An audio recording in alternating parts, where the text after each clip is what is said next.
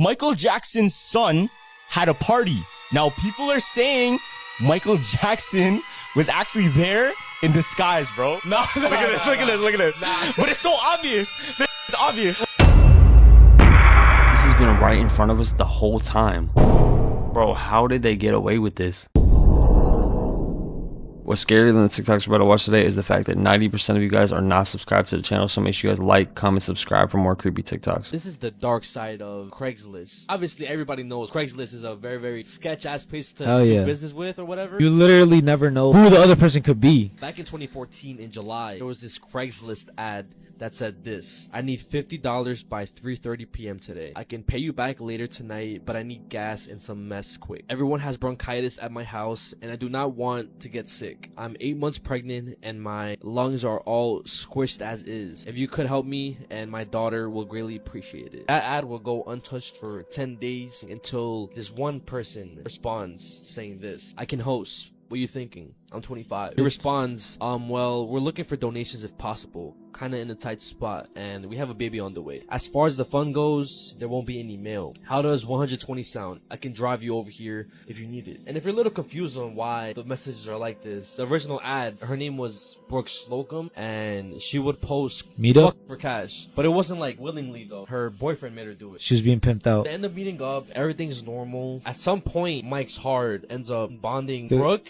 and throws her into his trunk. And then obviously he ends up brutally killing Charles. Now, they end up finding his body 5 days later after that whole meetup. They realize that Mike had a girlfriend, and then that's when they get a search warrant. They search through her apartment, and then they go through her computer, and they see Mike's Hart's email, do some anonymous hacking shit, tie that email to another email that was tied to a Facebook that belonged to a guy named Brady Ostray. So now they stake out his house, but they can't just barge in just yet, only because they don't have a search warrant and they don't have an arrest warrant, because they don't have enough evidence to actually convict this guy. They just have the last messages. And then I guess Brady sees that they're staking out his house, so he ends up leaving his house. He drives off, and then that's when the cops follow him. Yes, the cops follow him. Brady ends up crashing into some like cement wall, and before the police could approach the car, obvious, he ends up in the head. And when they check his car, inside the trunk was Brooke Slocum's body stuffed inside a suitcase with her unborn daughter. Now, once they search his apartment, they see that there's cameras all over his house. All this time, he would set up cameras to document his entire motive on what he was going to do to Brooke. There is no footage of the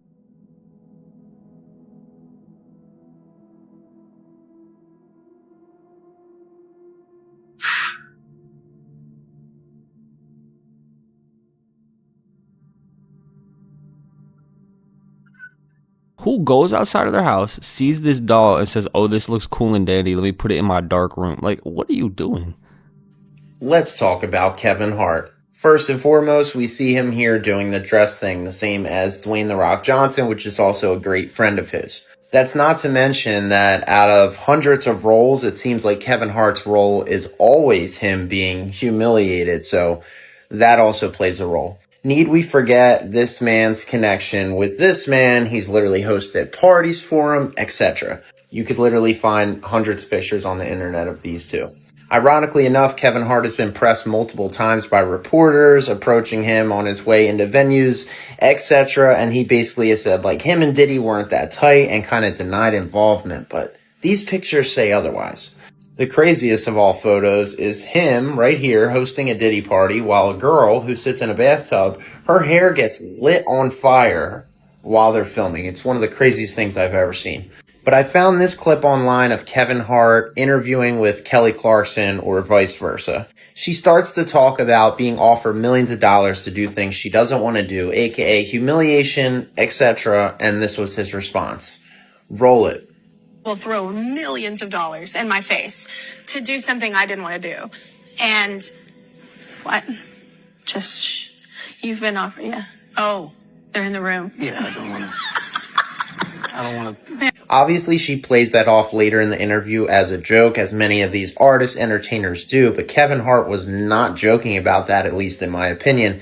As soon as she started mentioning being thrown millions of dollars to do stuff she wasn't comfortable with, it triggered something in him. Lastly, I found this interview with him and Jay-Z. You never had access to that sort of information. I call it the room with the door behind it. You never get to that door. We always got through the first door. Yeah. We were so excited about being in that room that we never looked at the next door. Hollywood is a lot deeper and darker. He was just sleeping when this happens. A man named Chris moved into a new house with his wife and son and decided to get the place blessed after experiencing strange events, including their son seeing someone in the basement and asking, "Who is that?" And then he began saying, "There is a monster in my room." Thinking it's just his imagination, they dismissed the thought, but set up a security camera in his room just in case. What happens next is utterly terrifying.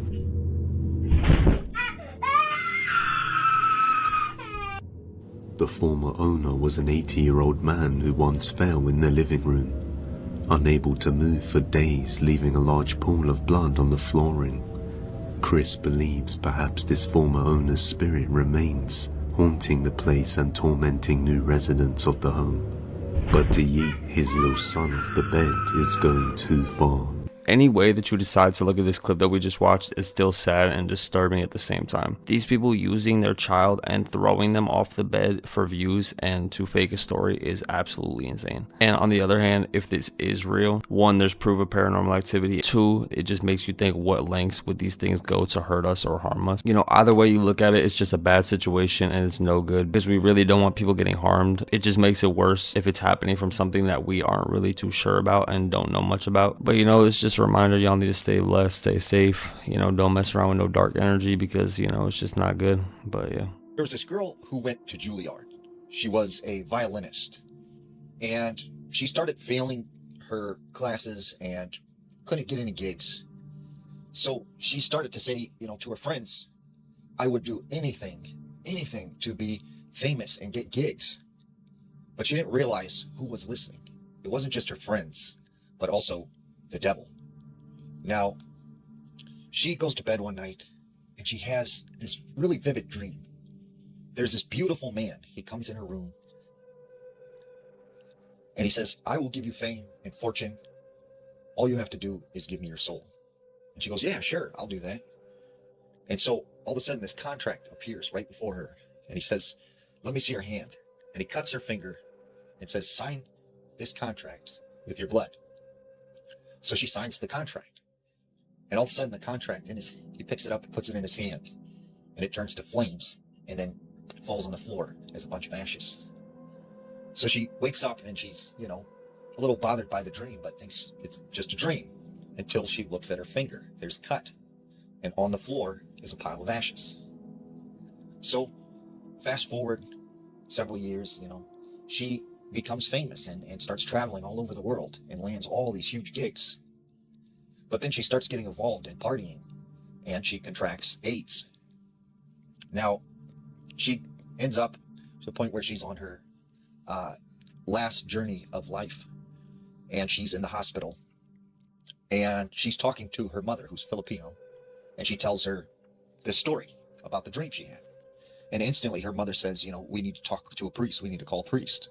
So she calls up a priest and talks to the priest, and he says, "I will come there right away and speak with your daughter." So the priest comes, and he comes in the hospital room, and he says, "You made a blood pact with the devil, and in order to break that, you have to make a blood pact with God. So you need to sign this creed with your blood." And the doctor overhears this, is like, no, she can't do that. She has AIDS. And he goes, "She has to do this. You can leave the room, but she has to do this." So he, you know, cuts her finger and has her sign the creed. And instantly she flatlines. And the doctor comes running in, and, you know, he's angry with the priest. The mother's angry. And about 15 minutes had passed, and she gets up out of the bed, and she's fine. They run a bunch of tests. She has no AIDS, no HIV. She's completely clean. And she goes on to live a normal life. Michael Jackson's son had a party. Now, people are saying Michael Jackson was actually there in disguise, bro. No, look at this. Nah. But it's so obvious. This shit is obvious. Michael Jackson, he was known for being allergic to the sun because of his skin. Okay, so he's like. So he's always wearing like long sleeves or stuff to cover himself. Yeah. So you can see here, See, he has an umbrella, he did roll always up. wearing sunglasses, always covering his skin. Now his son and I think his manager, they had a big like yacht party. Okay. Now there's somebody on the boat that looks very suspicious. Oh, because hell nah. it's the only person that's wearing full covered, and look at his face and look at the choice of attire.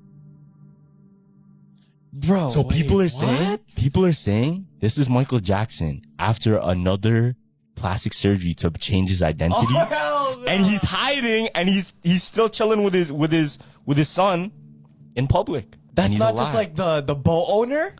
Nah, fam. No That's what the way. theory is, at least. That's what the theory is. Ain't no way this is Zac Efron, y'all. There's no fucking way.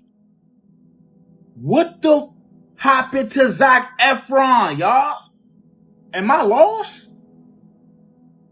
This is Zac Efron in 2025? This man look like Efron Zac. So y'all telling me right now that this is the same person that played in High School Musical, Zac Efron. This was a couple years ago. So how the hell he go from this to this? It looked like on this picture, he was swimming with the puffer fish. Nah, y'all, I'm being dead ass serious. What the be going on in Hollywood, y'all? They said right here was in 2021. Right here is 2025. What, he had a daddy makeover? Do he even got kids? Is this what men do? Did he get jawline surgery? Did his whole face get changed from plastic surgery? Somebody let me know down below in the comments. Who the fuck is this really? Is this really Zac Efron? Nah, fool. This D4VD shit just took a crazier turn. This shit getting wild, fool. Don't let me find out this man had something to do with it. Y'all, so the girl that was found in Davis' car, her name was Celeste Hernandez. And this shit is getting crazy because her mom knew it was her. She ID'd her because when they came on and said that she had a tattoo on her finger, she instantly knew, like, let me go check. And she was right because she was like, that sound like a tattoo my daughter had. And come to find out, it was. And what make it so crazy is this man D4VD coincidentally got the same exact tattoo, y'all. This man feeling the pressure so much so, he decided to cancel his show, y'all. He was doing a tour. He decided to cancel that jump. So they did have a missing person report on Celeste. As you can see right here. They said she was last seen in April 2024, y'all. And she was 13 at that time. What the fuck? And it's getting even wilder because the mother said that her daughter said she had a boyfriend named David. Now, coincidentally, his name is David. I'm not saying he was the boyfriend, but I don't know. Same tattoo, same name. It's found in your Tesla. I don't know, buddy. Y'all go ahead, grab that seatbelt, buckle up, because I'm telling y'all, this shit finna get crazy, fool. It's already crazy right now. He canceled the show. Got the same tattoo. She said she was dating somebody named David. Found in his Tesla. Nobody know how. She was missing since last year. Yeah. Y'all better get ready. This shit crazy. At first, everything seemed totally normal. This young boy was just playing his favorite video game in the living room. But then, without any warning, his chair got violently yanked backwards. The boy immediately screamed for his mom. What happened next was even stranger. In the next clip, his mother was cleaning up with the vacuum like any ordinary day. And suddenly, something or someone grabbed the vacuum mid-air. There was no one else in sight. A few minutes later, the boy and his mom sat together on the couch, trying to calm down. They thought the strange events were over. But then, the chair from earlier was pulled again. Not gently, aggressively. The force was so strong, it made them both flinch. And that's when it happened. Something unseen grabbed the mother's shirt and started tugging on it like it wanted her attention. Whatever was in that house, it wasn't finished with them. Would you be able to sleep after witnessing something like this? This has got to be one of the funniest clips I have seen in a long time. I know occasionally in my videos I put some funny clips in here because, you know, it's always good to just laugh and smile a little bit. But bro, why did the ghost snatch the vacuum like that? Like, what did this lady do to this ghost? Cause like, why? Like, could you imagine you're at home, right? Could you imagine you're at home and your mom tells you in the other room and your mom yells at you to come here because there's a ghost trying to take the vacuum, and you just see that? Like, bro, I'm dying laughing. Like, I don't know about you guys, like, I'm like, as serious as the situation may be, like, just the way that this went down is the funniest thing I've ever seen. Obviously, like, I don't think this is a real scenario. Then again, I don't know how they would even pull this off. Like, that's just crazy. But like, the reaction just makes this so much more funny. But I hope y'all found this clip funny, because, you know, I did. So all the candy is like recycled trash. Sure is. That's what I'm talking about. It's recycled trash that they put together. It's like plastic. Yeah, it's like plastic. Recycled trash. They put it together and then they add food coloring and sugar. Right? Dyes. Yeah. Yeah, a lot of people don't know. They eating trash, right? They eat the next man's trash anytime they eat a piece of candy. Yes. Do you eat candy? Yes. No, I have one Twix every couple weeks. Yeah. When I need. But it's not bad. Well, yeah, because it's as above, so below. But I need Get a to chocolate. be. I need it. I But don't. no, I'm glad you said that, right? Because everybody want to say, okay, I don't do this. But the problem not doing this, the problem is doing it repeatedly. Right? Anything you do more than once in a certain amount of time is a problem. I don't let it control me. Right. Everything's in moderation. Yeah, moderation. Listen, if you're going to eat Snickers or Twix, don't keep it in your house. You That's keep it. it in your house, That's it. then you're going to have it all the time. And then you're going to die. Right? But if you don't keep it in your house, it happens when you go out. It's a good thing. If you're alcoholic like King Yella, don't keep liquor in your house. Right? Because you know, when you see the bottle, you're just gonna drink it. Yeah. You see when Speed met a witch? Oh, I didn't. But someone that? told me about it. Wait, let me see what happened. Yo, fam. So he had like a witch on stream, and he went to go visit her place, and they were doing a whole bunch of rituals and stuff. Okay. And he started getting really sketched out. And the theory was, and people were saying, this was later after the fact, like rumors started to spread. Yeah. That he felt as if she was taking something from him. Oh no. Yeah, like spiritually, and it was affecting him in that moment. So what happened was they were in the middle of something, and then he started feeling something off. Oh. And he goes, oh, sorry, I forgot something for the stream. I seen this You part. saw the This clip? is what I saw. This part. I forgot something in the stream. Okay. So he walked out of the building, and he looks at the camera, he goes, pause, or mute. And then just walks away, and then just leave. They just leave. They don't even say bye to the lady, nothing at all.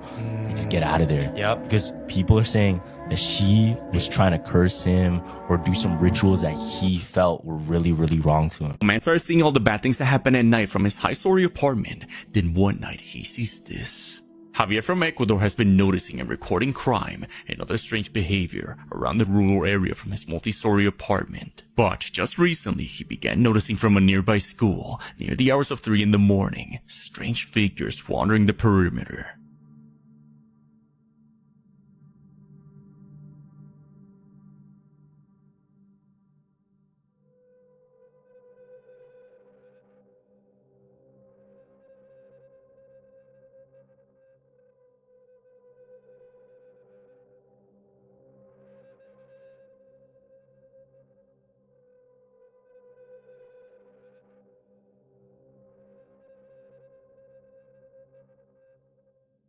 To flickering lights and shadow figures moving around the premise, Javier believes this is indeed paranormal, since the school in question, El Colegio de Quito in Ecuador, was built on top of a cemetery. Whether this is truly paranormal or just some sketchy activity happening inside the school, I'll leave it up to you to decide. in the circumstances that this is all real, I feel like this does have to be some sort of paranormal activity or at the least something strange going on. When it's one certain instance, it's kind of hard to pinpoint what's going on or what's really happening because, you know, you could just label it as a coincidence. But when there's aligned events that happen one after another, it kind of cancels out the chances of this being coincidental, and, you know, it makes it feel like it's something more. It is very late at night and early in the morning at the same time, so, you know, it's a very weird time for there to be someone outside. And you do see a black shadow figure walking along the courtyard backyard. You know, that's a very strange time for someone to be walking along with the lights flickering. You know, obviously it's all speculation. It's up to you guys at the end of the day what's going on. And, you know, we're never really going to know the truth of this situation. But, you know, it's always interesting and creepy to see what's going on out here. How Travis Scott is connected to the most mysterious woman in Hollywood. This photo they took together hides the truth. Look at Travis Scott. You can see him with Michelle Lamy in a really strange position. He's lying on the floor, and it looks like he's completely drained of energy, like someone took it from him. But what kind of situation was this photo taken in? For those who don't know her, Michelle Lamy is Rick Owens' wife. They're part of the elite in the fashion industry. Because of her dark appearance, her blackened fingers, and photo shoots where she wears devil horns, people have been speculating for years that she's a witch. She was already seen with the lead singer of Korn in a similar photo to the one with Travis Scott. It almost looks like she's messing with his energy too, or something like that. This woman gives off something really strange, and a lot of people are convinced she had a role in the Astroworld tragedy. Especially because there's this video where Travis is with her right before the opening night of his world tour. She literally tells him, right in front of us, "We're going to take you up there, you're going to blow up and reach the top." And Travis agrees. There's some dark stuff going on here. If you've got any info on this mysterious woman, share it here now. Y'all want to know where my beef with Helen Keller started at? I'll let y'all know, bro. About 5 years ago, I was zooted one night off of the yard, just sitting there, zooted.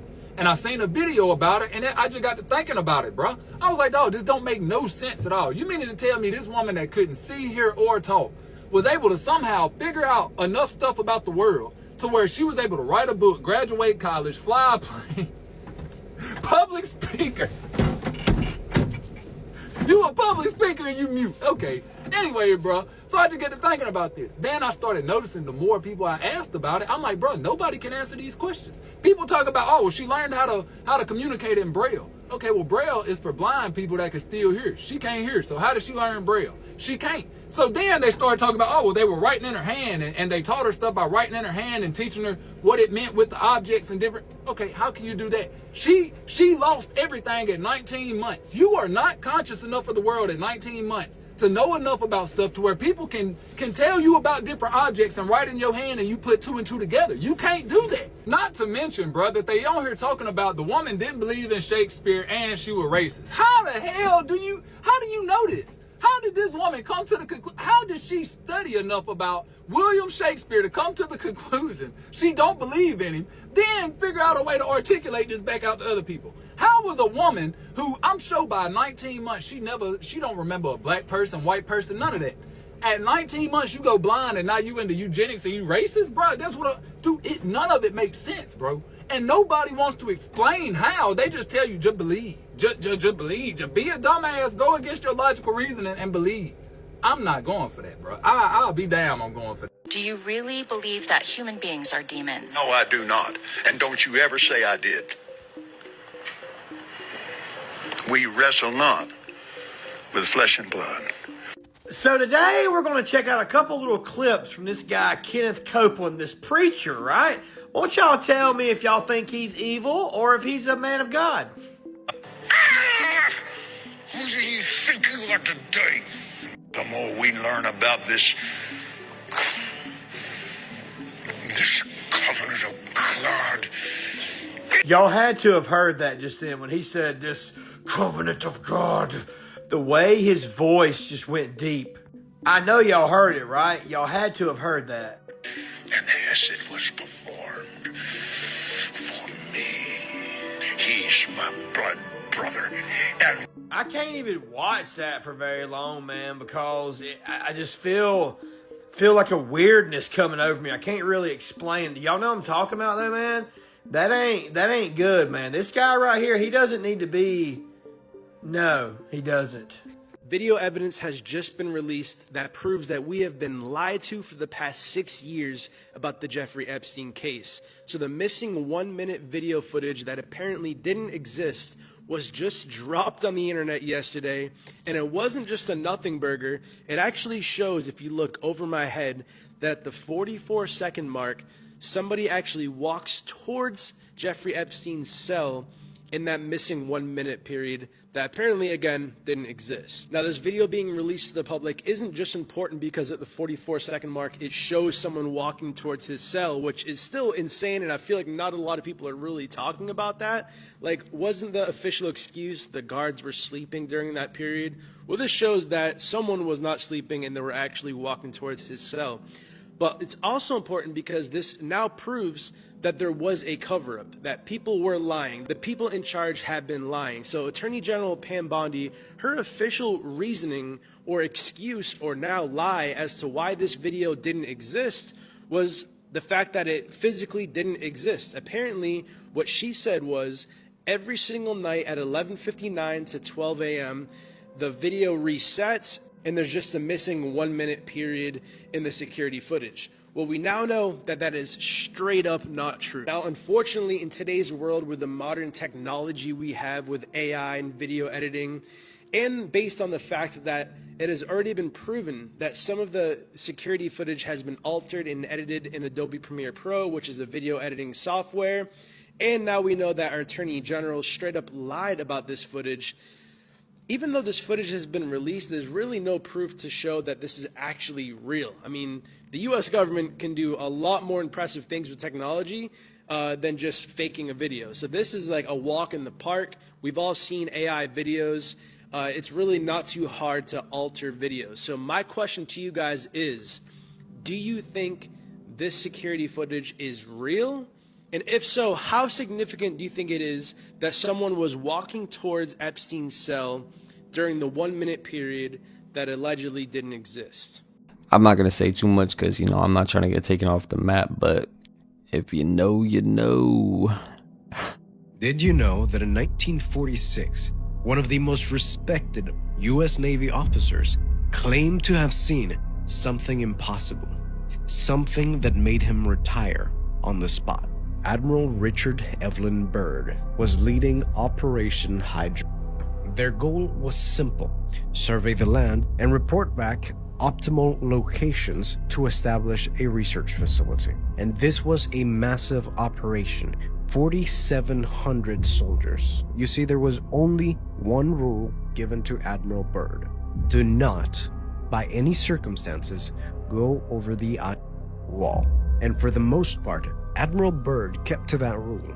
They were flying together in squadrons, surveying the land, reporting back the locations. But one morning, Admiral Byrd would wake up with a curiosity. It was like an itch that he could not scratch. So he gets on his airplane and he prepares for a solo flight. He lets radio control know he's about to take off and he's going to do a solo expedition.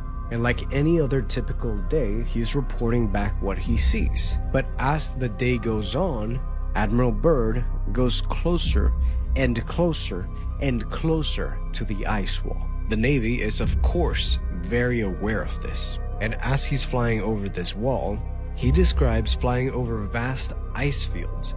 Then suddenly, a valley without snow. Mountains surrounded it. His instruments grew warm. And in his private journal, never meant for the public, he allegedly wrote, "We saw a land beyond the pole, a place that is not marked by any map." But after this report, there was complete radio silence from Admiral Byrd for 3 hours. What happened in those 3 hours? We'll never know. But after that solo flight, Byrd came back a different man. A pale white face adorned him. He was visibly shaken. And shortly after, his mission was abruptly ended. Byrd retired. He came back to the US and testified before Congress, warning that what he saw over that wall would be one of the greatest threats to national security. He died a decade later. Some say he was silenced. Others say that he saw something that changes the understanding of this world forever. And his son, he wanted to release his father's work. But when he was getting ready to release this so-called information that his father had compiled, he was found dead a few days later. To this day, one thing remains certain.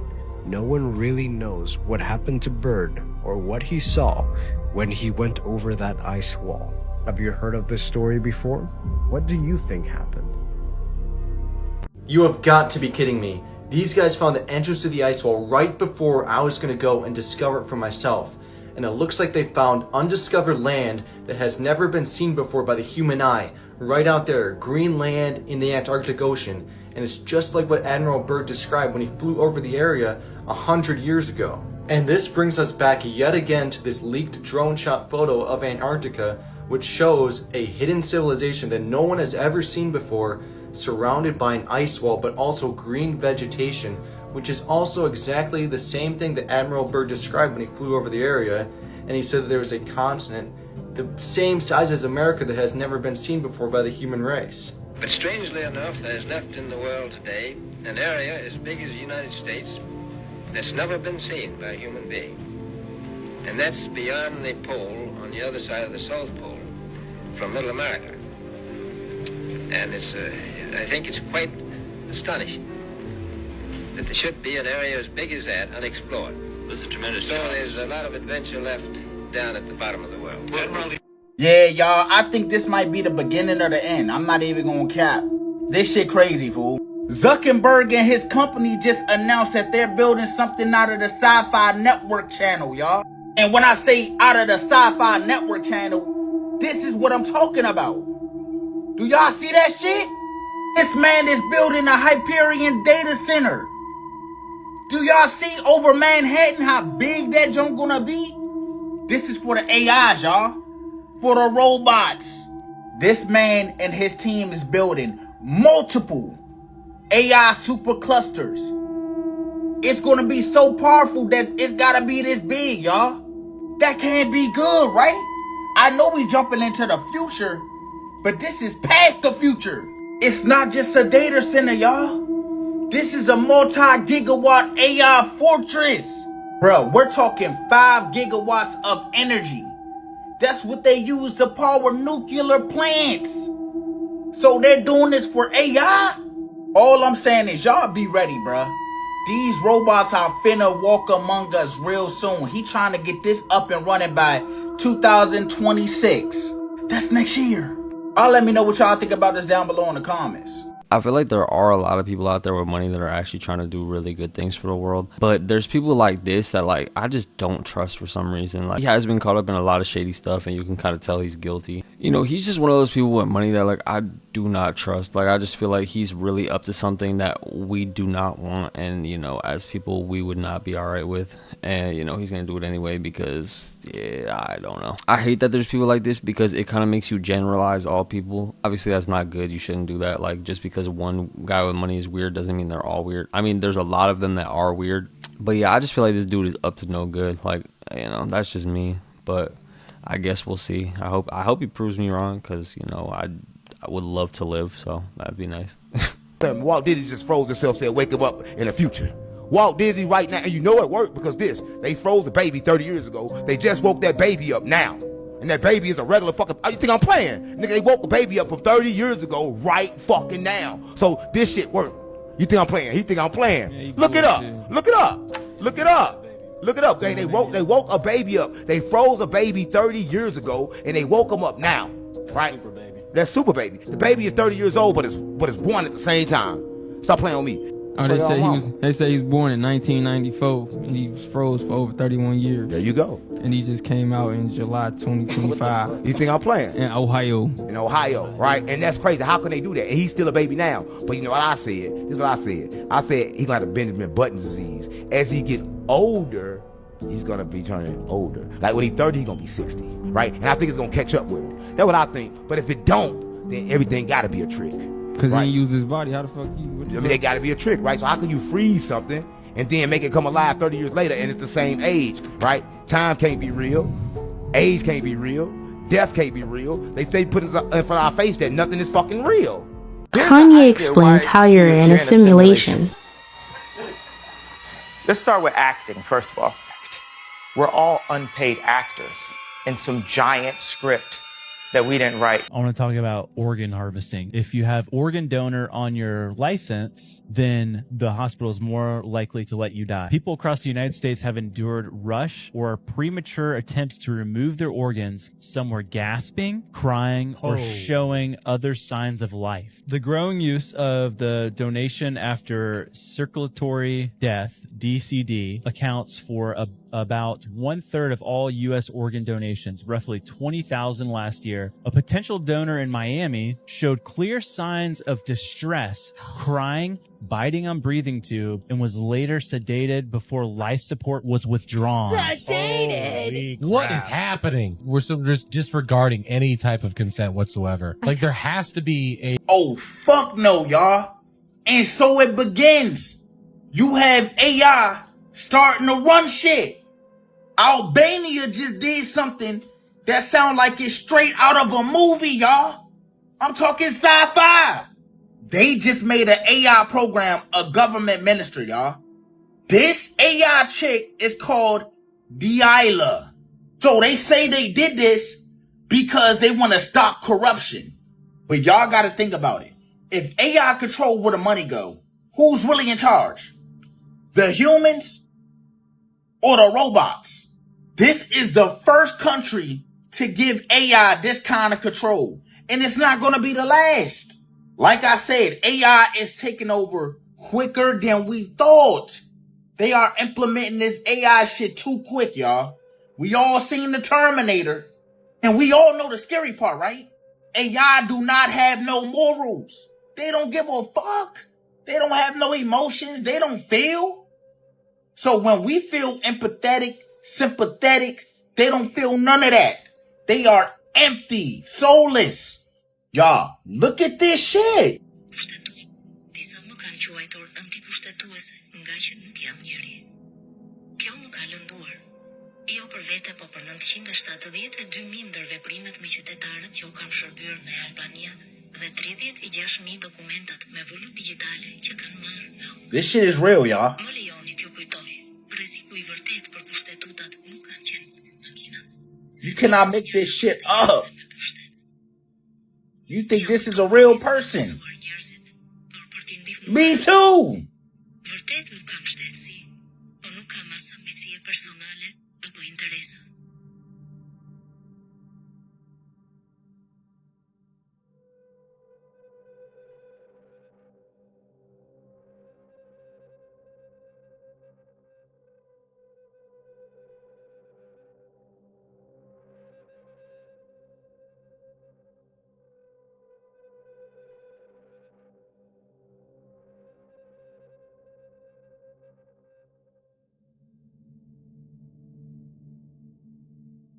Okay, I don't know who you're inviting to your house, but like, just whoever was living there before just got you into a whole new situation you do not want to deal with. So he was driving behind a truck when he sees this. A man named Leroy Torres explains about driving with his family through La Carretera Naranjal in Ecuador late one night. He noticed just behind the car the shadow of a group of kids moving around in the trunk. Sí se ve. Ahí estamos viendo, aquí en la carretera Naranjal, unos niños, una sombra. No hay gente ahí, mi gente, créame. Estamos totalmente sorprendidos y asustados al mismo tiempo. Estoy viajando con mi familia. Se ven unos niños que juegan en un carro que está totalmente vacío en la parte de atrás. Es algo increíble. Tenemos el miedo total aquí en el carro, pero en el nombre de Cristo no va a pasar nada. Ya mismo comienzan a jugar, comienzan a tirarse del carro. Las sombras se tiran del carro. Es algo sorprendente, algo de no creer.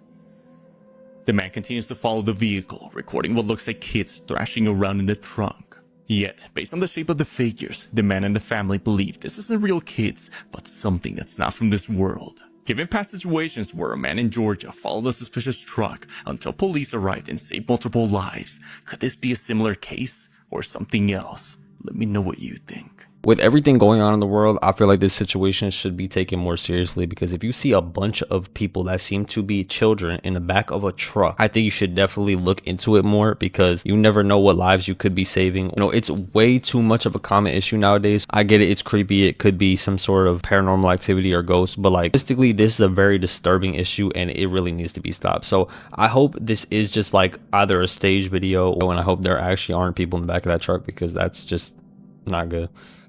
Oh, fuck no. Y'all, what the hell is going on at this ceremony? At the Charlie Kirk ceremony, y'all? This shit is weird to me. It's not weird to y'all?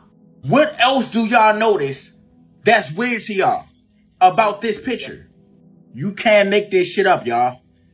This shit is weird. I seen the video and I can't find it no more. I should have saved that junk. But look at Elon Musk's left hand. Look at that jump. What do y'all notice about Elon's left hand? This shit is weird, fool. Look at buddy right here. He looking like, hey, I'm noticing the same shit. I'm not gonna say what it is. Y'all let me know down below in the comments. What the fuck is wrong with this picture? I'm just sitting here like, bruh. If y'all don't know this, I can't see for y'all. I know what my eyes see. Y'all tell me what y'all eyes see. And yes, this is a real picture, fool. I'm not gonna lie. The craziest shit I heard lately, though, there's actually a case of somebody that disguised themselves to get back with an ex. So there's this girl, and she was in an abusive relationship. He was just not good for her. Okay. She ended up getting a restraining order for this guy. Oh, shit. Yeah. Months pass. And then a new guy comes into her life. Okay. Completely good guy. Seems like, wow, this is my perfect person. Yeah. But her friends thought, wait, he's a little bit too similar. Now, it turns out this guy, he had over, I think, like 30 different plastic surgeries to his face to change his jaw, face structure, nose, eyes, hair color, everything, just so he can get back with the ex that he loves so bad. Yeah. So crazy. Wait, and they actually got back together. Yeah, they got back together, and they were together for a couple months before her friends decided, like, okay, we gotta look into this guy. Walt Disney does this 2-point thing. Disney went back and photoshopped all of his pictures because he had a in them. Oh, really? So, like, you know the Mickey statue in the Walt Disney, and he's pointing like this? He is in between? He's in between. Yo, that's fire. Yeah, what the hell? but Disney literally went back and airbrushed it just to cover up his addiction. That's kind of crazy. Yeah, because you know how like Disney is supposed to be for the kids. So Walt Disney is like he goes through 3 packs per day. Damn. He even died of lung cancer. That's how bad it was. That's crazy. Yeah. So like all the photos, like I'll put it up on the screen, but he's doing this 2-point thing, right? So every photo of him has the 2 points, and it's because he has. Yeah. That's kind of cool though. It's like a hidden detail. And they took it a step further. So every Disney employee, when you ask them, oh, can you lead me? Where's the direction for the bathroom? They taught them to only point with 2 fingers. Oh, to make it normal. Yeah, to make it normal. Instead of going like this, they'll point this way. Yeah. How many fingers is the Pacific Northwest has this set of rules? Now, you have to understand, this is a very supernatural place. There is something in those woods. And when you go out there, you're entering into another realm. Things can and do happen. People disappear, and a lot of people have had strange experiences in the Pacific Northwest. Now, the first rule of the Pacific Northwest is that you never go into the woods alone. Whether it's night or day, you do not go out there without another person, because there's stuff in those woods that tries to lure you, that tries to draw you in. The second rule, if you're camping out in those woods, you need to keep a fire going from dusk till dawn, because it's believed as long as you have a fire well lit, nothing negative will disturb you. The other thing with camping in those woods is it's always suggested that you set your tent up facing the north. You always want to be facing the North Star, because it's believed this will protect you from negative energy. Now, the third rule, right? If you hear, you see, you feel anything, you didn't. If you hear your name being called, if you hear music, if you hear singing, right, that is not real. do not go towards it. The fourth rule, right? If you see an orb of light, you do not follow it. It will try and lure you into the woods. You will think, whoa, what is that? That's really cool. Do not follow it. The fifth rule, right? A lot of people say when they walk through the Appalachian woods, they've encountered what they describe as some kind of portal. And it will beckon you. It will call you to come into it. But you must never, ever go near that. You need to run away. Now, the last rule, anytime you go into the Pacific Northwest, you bring a firearm with you and you bring one bullet. And if something negative comes your way, there are two options. Now, this is a story that comes out of the Pacific Northwest. It was in Northern California near Mount Shasta. There was this girl, and she said her father, Douglas, he went out on a hunting trip, and he went to somewhere near Mount Shasta. Now, he had gone on these trips many times before, never had any issues. This particular time, he goes to this new area in the woods to hunt for deer. Well, he said the first thing he noticed when he was going through the woods is that there was no wildlife. He didn't see a single deer. He didn't see any squirrels or, even insects. It was just completely quiet. So that night, he sets up his tent and he makes this big, huge fire. Eventually gets tired, he goes to bed. Well, he said he awoke to something shaking his tent. And the next thing he knows, he hears people talking all around him. And he said it was just coming from the woods, like people were having full-on conversations. So he unzips his tent, he goes outside, and he notices his campfire is out. And he starts hearing noises like going through the woods. And he said that's when he's seen all of these people just walking aimlessly around the woods, around his campsite. And he said they all had their head down. They looked very out of place. And that's when he runs over to his tent. He goes inside and he grabs his firearm and he just starts, hoping for the morning. He wakes up and he says, you know what? I'm out of here. I'm done hunting. Like, this is it.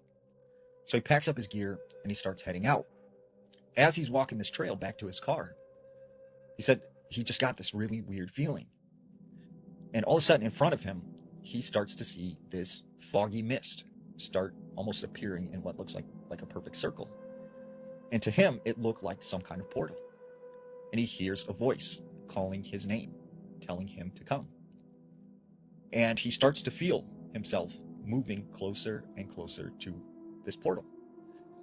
And he said, he could tell that if he were to go into this thing, he knew that he wouldn't come back, that something was going to happen to him. But he couldn't control himself. He was just so interested in this thing. Finally, he snaps out of it and he takes off running down this trail back to his truck. And he gets out of there and he tells his wife and his daughter about what happened to him. 3 months after this, he's driving down the highway. When he's going over the bridge, he has a terrible accident. The car flips and he passes away. Now, his daughter, she believes still to this day, whatever he encountered out there in the woods had something to do with it. What if I told you that Sprite used to come in a green bottle, but now somehow it's always been clear? You remember it, right? That iconic green bottle, unmistakable on the shelves. But now they tell us it was never fully green. Just a clear bottle with a green tint, a label, a cap. But that's not how we remember it. Could this be another case of the Mandela effect? A glitch in reality where history shifts and only some of us remember the truth. Think about it. Why did they change it, or did they? The same way Fruit of the Loom's cornucopia never existed and the Berenstain Bears somehow became the Berenstain Bears. Are we witnessing another reality shift in real time? And here's the thing. This change feels recent, yet official sources act like it was always this way. Some people swear they've only ever seen clear Sprite bottles, while others vividly remember the solid green. Could it be that we're slipping between timelines?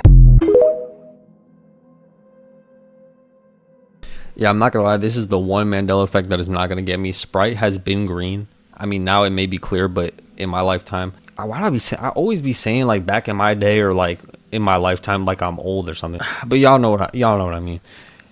From what I remember when I was younger, okay, I just keep doing it. But it was green. It was not clear. Every time you see a Sprite, it's green in the bottle. So, they're not changing my mind on that. There was this fuck story that I heard about, like with a kid and his fortune cookies. Yeah. So he was I think it was elementary school, right? And every like lunch, yeah, he used to bring it food from home. So he would have his own lunchbox. And at the end of every meal, he would have a fortune cookie, right? So he would break the fortune cookie, eat the cookie, but put the fortune in his pencil case. Yeah. Continuing, I wanted to warn you guys, their phones were being spied on. Click on this icon, then on more. If you see it, delete it immediately. So I think one day he didn't show up to school, right? So everyone's like, oh, he's just absent. Like, who cares, right? And then the second day goes on. He doesn't come in. The third day goes on. Everyone's kind of like, okay, now we got to check up on him. So they don't find him. Boom. They call the mom. They're like, oh yeah, I haven't seen him in a long time. Everyone's like, what the fuck? So they do a whole investigation. Cops involved, everything. Yeah. So one kid decides to go into his pencil case and read the fortune cookies. It says on one of them, it says, I will always be your friend. He reads another one. Meet me at the lake. Whoa, what the fuck? So they're like, okay. Wait, the fortune cookie said slip? that? Yeah, the slip said that. So they go to the nearest lake. They're like, okay, this is our first lead, right? Yeah. They find the kid in the forest just roaming around. They ask the kid, what are you doing here? She's like, oh no, I'm always here because the tall man gives me fortune cookies. Oh shit. Hey, man, did y'all hear about the dude in North Carolina, man? Say he was driving on the highway and he seen a man bleeding from like his head, like blood was coming down from his head onto his chest. Like, you know, like he got hit in the head with something. So, of course, he calls 911. So he on the phone with the operator, and as he talking to her, he feels something jump on the back of his pickup truck. You know, you got a bed on the back of your pickup truck. He said when the thing hit his pickup truck, it was like he hit a pothole, like his truck went up and down. So he cut the bed light on so you can see what jumped in the back of his truck. He said that the damn creature was looking through his rear window. That's when he was telling the operator, like, it ain't human, it ain't human, it ain't human. You know what I'm saying?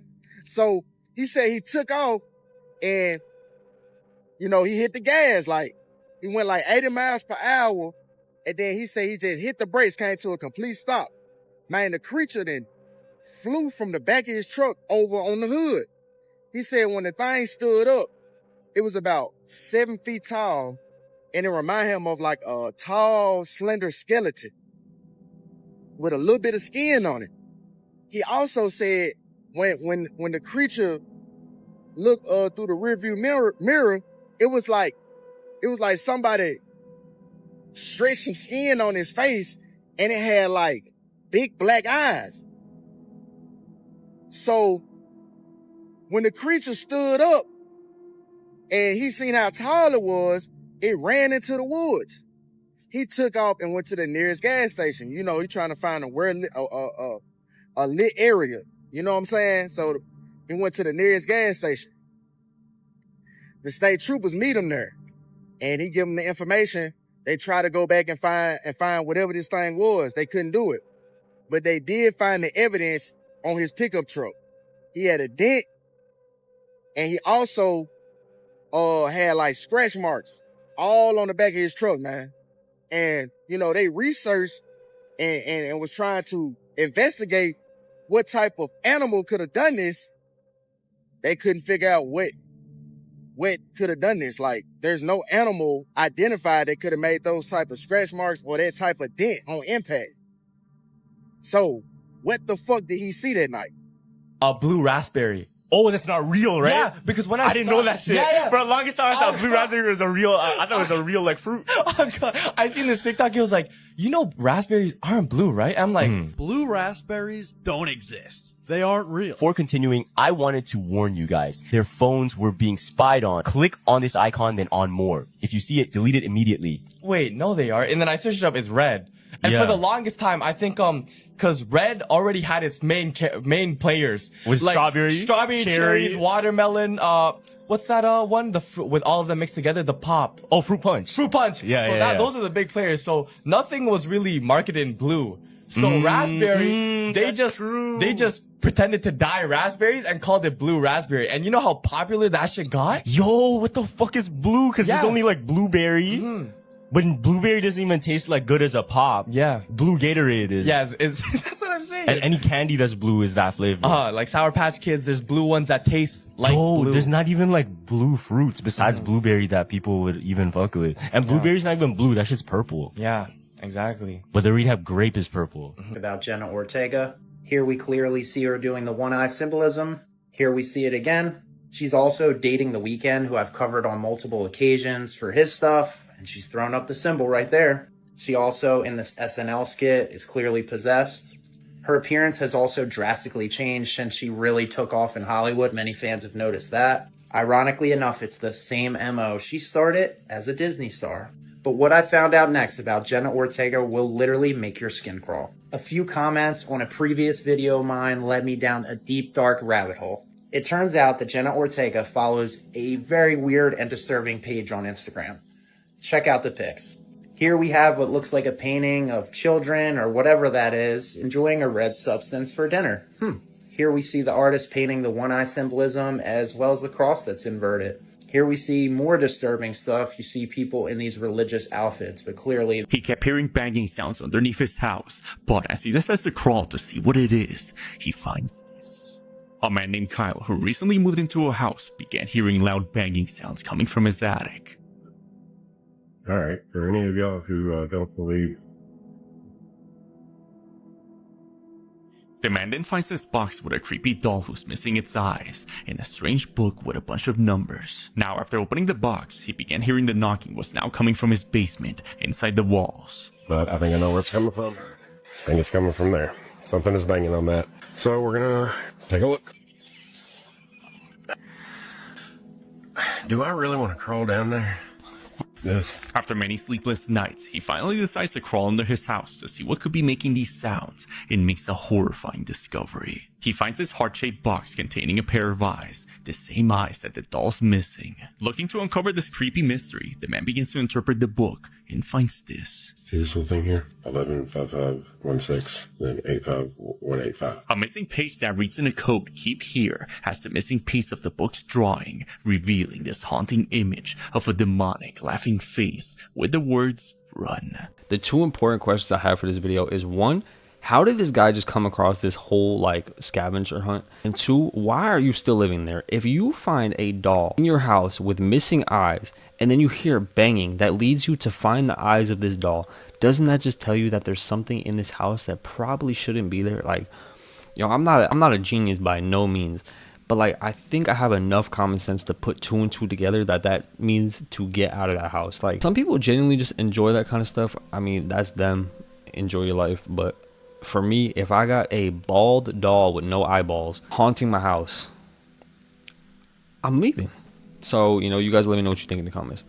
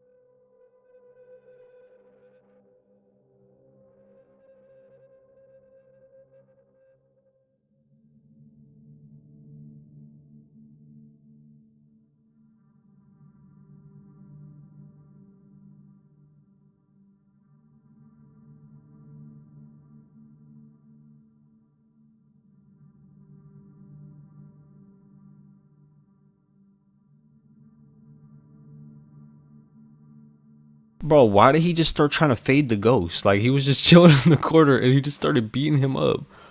Yo, that's not fair, bro. Yo, that's actually low-key. Like, why do I feel bad for the ghost? In China, did you know that they made an infrared contact lens? No. Yeah. I didn't know that. So in a pitch black like area, yeah, if you have these contacts in, you can see it's actually like green. Word. And like, yeah.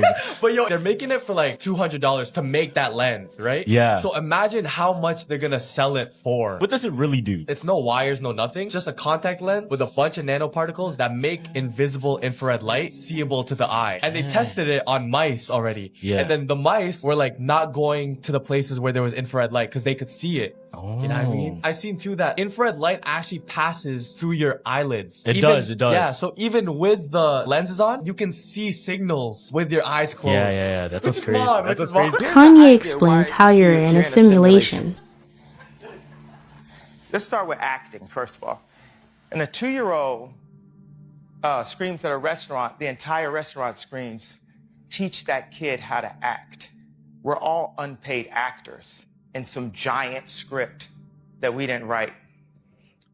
Simulation, a 2-year-old jumps on a coffee table and someone says, that's a coffee table, don't jump on that. So it went from being something that makes him feel like Superman, he's got his cape on, to something where he has to think about this person's like a family member he doesn't like anyway.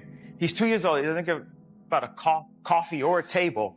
And he's starting to like calculate all these things. And by the time you're 40 years old, you've got a wall full of coffee tables calculating you into traffic, calculating you into your career choice, calculating you into this townhouse that's not quite as big as the townhouse next, and it just never works. You know, that's the simulation that I'm talking. But also, you know, maybe people don't want the kid to get hurt jumping on the coffee table. We are too protective. We always don't want someone to get hurt. Can you imagine me talking to my publicist before I said I'm going on TV again? We get too caught up in the past and what everyone's saying and what everyone's tweeting. And sometimes you just have to be fearless enough to break the simulation. This is the first time ever somebody's been arrested for just predicting the future. What? There's this woman named Etta Smith, and one day she went to the police station and she said, I know where the missing body is. I can take you there. Sure, we'll look into it, like give us the address, blah, blah. And they're wondering, she's probably either the craziest or somehow connected. How does she know? She leaves for like 2 hours. She comes back and she goes, remember what I said? I found the body. I drove out there with my kids and my kid found the body. The police officer's looking at her like, what the fuck are you talking about? In his head, he's like, okay, obviously she's the murderer. Yeah, it's obvious. So they literally found the body exactly where she said. So what happens? She gets arrested. Okay. So Etta Smith is in jail. Now the thing is, there's no evidence of her killing her. There's no evidence of her being a part of the crime at all. Okay. Now this is where it gets crazy. They sent in a fake cellmate to go into her jail cell and talk to her. So it was actually just someone trying to get information. Yeah, that's smart. She sat down and then she started talking, and they asked her questions that tried to incriminate her, but the information they got was even more wild. What Etta ended up telling them was, a rock, a meteorite, or whatever you want to call it, fell out the sky in Panama.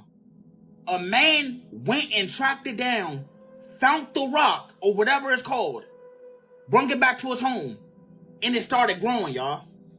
It reminded me of something off of the Stranger Things. That joint look like it got tentacles, y'all. Look at this shit. This how small it was at first, y'all. As you can see. Look at it. The fuck is that? And now, it's like this.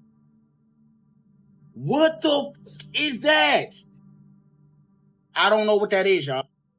This joint look like it belong on Stranger Things. Look like it got a heartbeat and everything, fool. This shit crazy.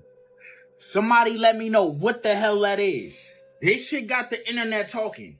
Because this ain't no hoax. The man went live and showed this shit too. Like, I don't have nothing to lie for, y'all.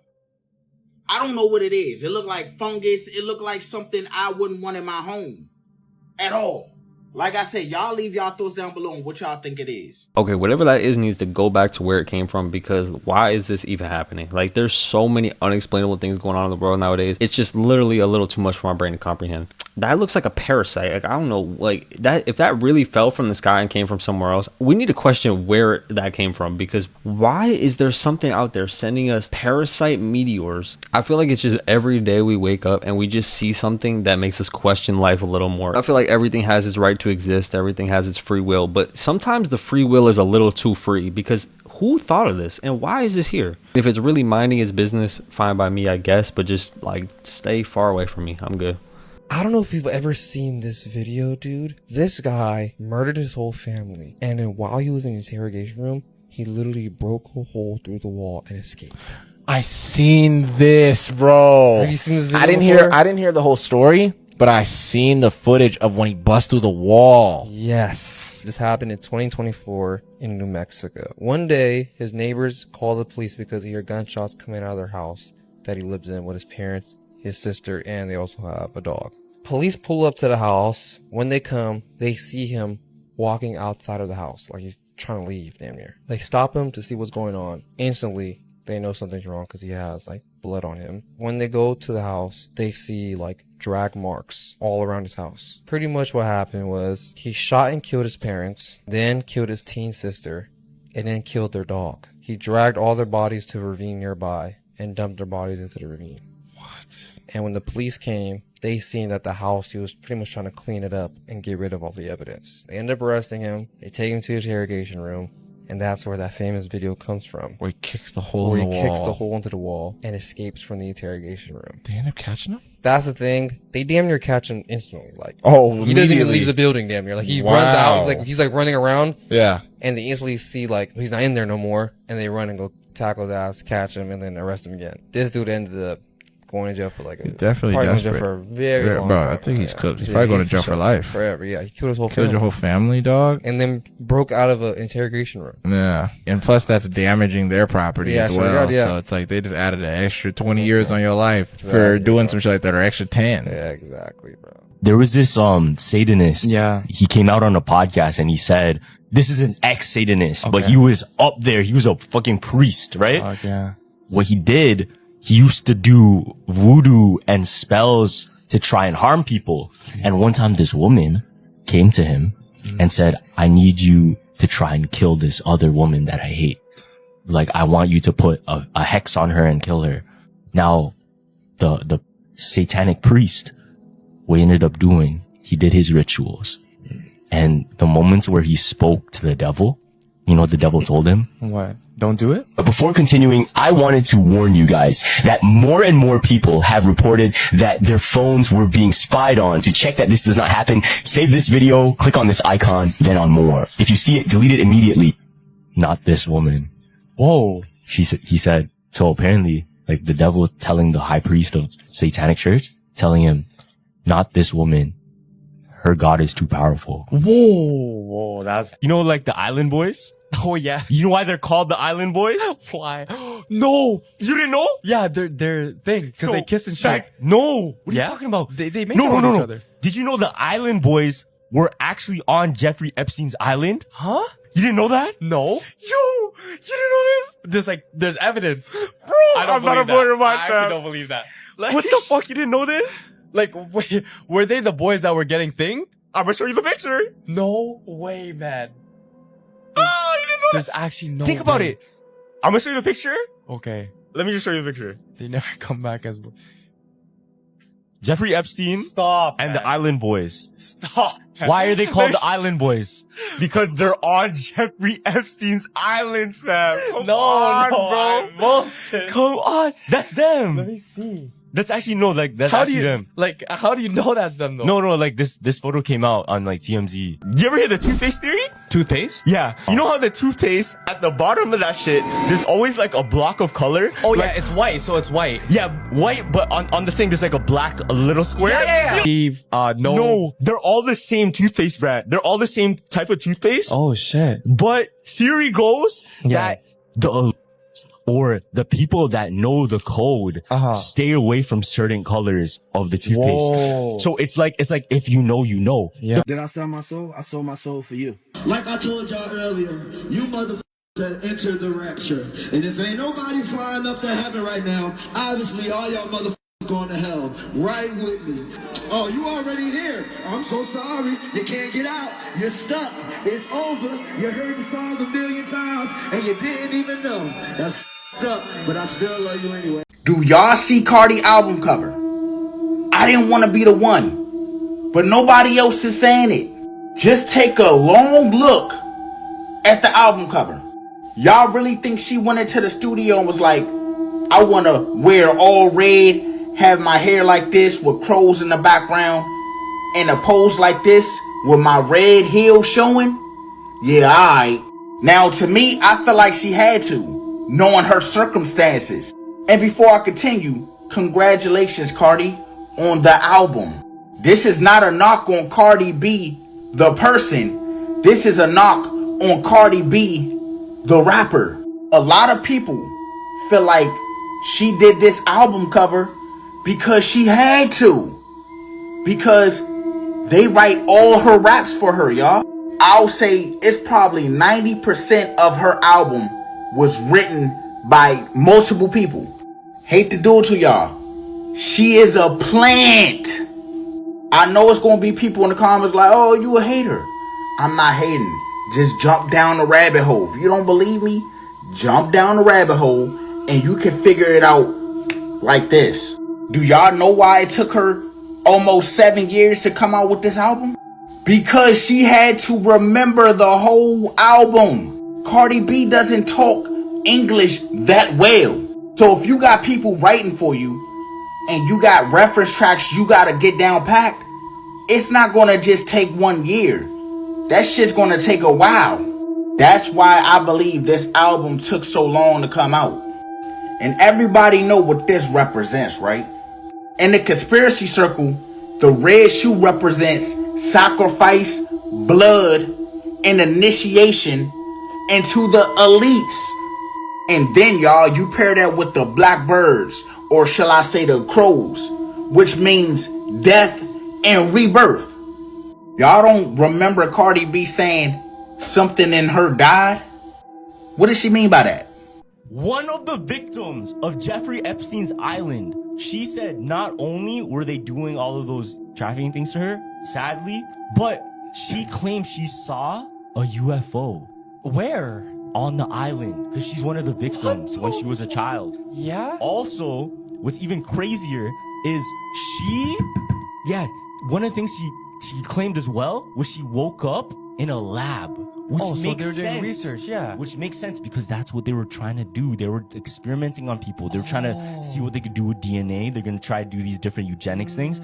And what if like they're trying to do this like DNA cosmos experiments, fam? What if remember I said last time there was a big check and things sold to Jeffrey for a certain amount, for a huge amount, 20K. I'm thinking now it's like, okay, maybe they seen her DNA and it matched up with a really good Cosmo line. What if they're just bidding out like serious amounts of money for people with good DNA? Yo, so that big check, that was actually I think funded straight into the eugenics experience. Yeah, it was like funding toward the research that they were doing. It was funded toward the research that they're doing. I feel like this whole situation has a lot more deeper things to it that we don't even realize and we have not even began to comprehend. This dude was a very sick individual, but he was not working alone. There were plenty of people that were working alongside of him. Aside from the vile things that they were doing, there's probably a lot more hidden secrets involved with this that we do not even know about. And obviously it's going to come to light eventually, but we just need to kind of wait. But yeah, this whole situation is going to uncover a lot of hidden details that we did not know, and it's kind of terrifying to figure out what's been going on this whole time. On the 25th of June 2014, Charles Bothell went on the Nancy Grace Show seeking the public's help in finding his missing son. 12-year-old Charlie was first reported missing from his home in Detroit, Michigan 11 days ago on June 14th. His father, Charles, had been doing everything in his power to help locate his son, from going door to door in his neighborhood to spreading missing person posters throughout the city. Unfortunately, despite dozens of people, including the FBI, looking for him, the young boy was nowhere to be found. And the hope of finding him alive was diminishing with each passing day. Appearing on live TV was Charles' last-ditch effort to raise awareness about his son's disappearance, hoping someone with information might see the show. However, just minutes into the broadcast, the interview took a bizarre turn when Nancy received a report that no one expected. The father of the missing 12-year-old boy, Charlie, with me is his father, Charlie Bothell. Charlie, we're getting reports that your son has been found in your basement.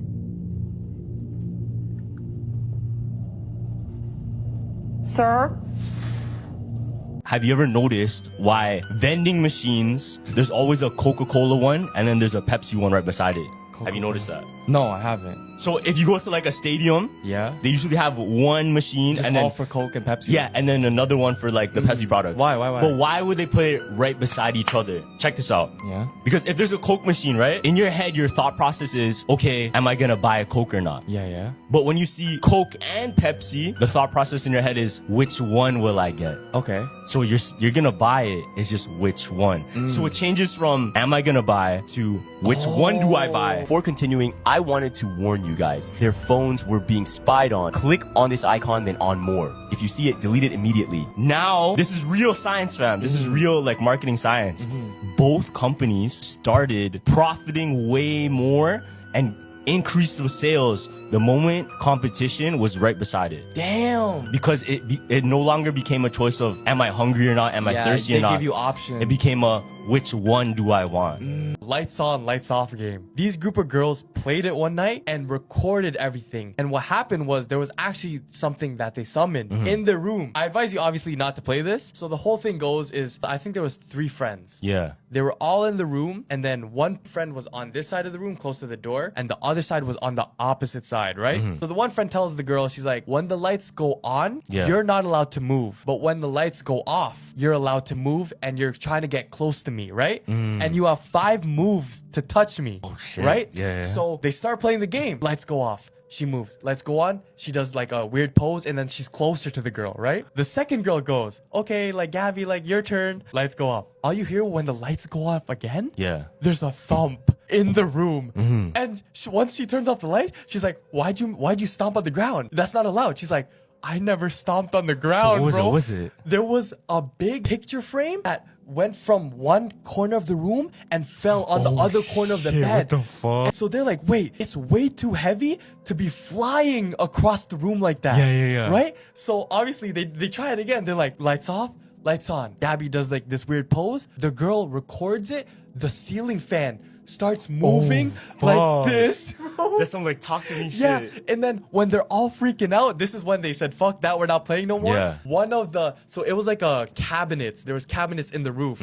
One of the cabinet doors swang open, and that's when they ran out the room, bro. They're like, Damn. we're ending this game right now. Turn on all the lights in the house. One of the craziest things, right? Yeah. People don't know this. David, every single time it was her birthday, dropped a song. No, dropped a music video. Dropped a music video on her birthday, bro. I think she dropped 2, and one of them was the song. That's wild. Yeah, romantic homicide or some shit like that. Yo, did you know she had tattoos? Yes. That matched him. David, yeah.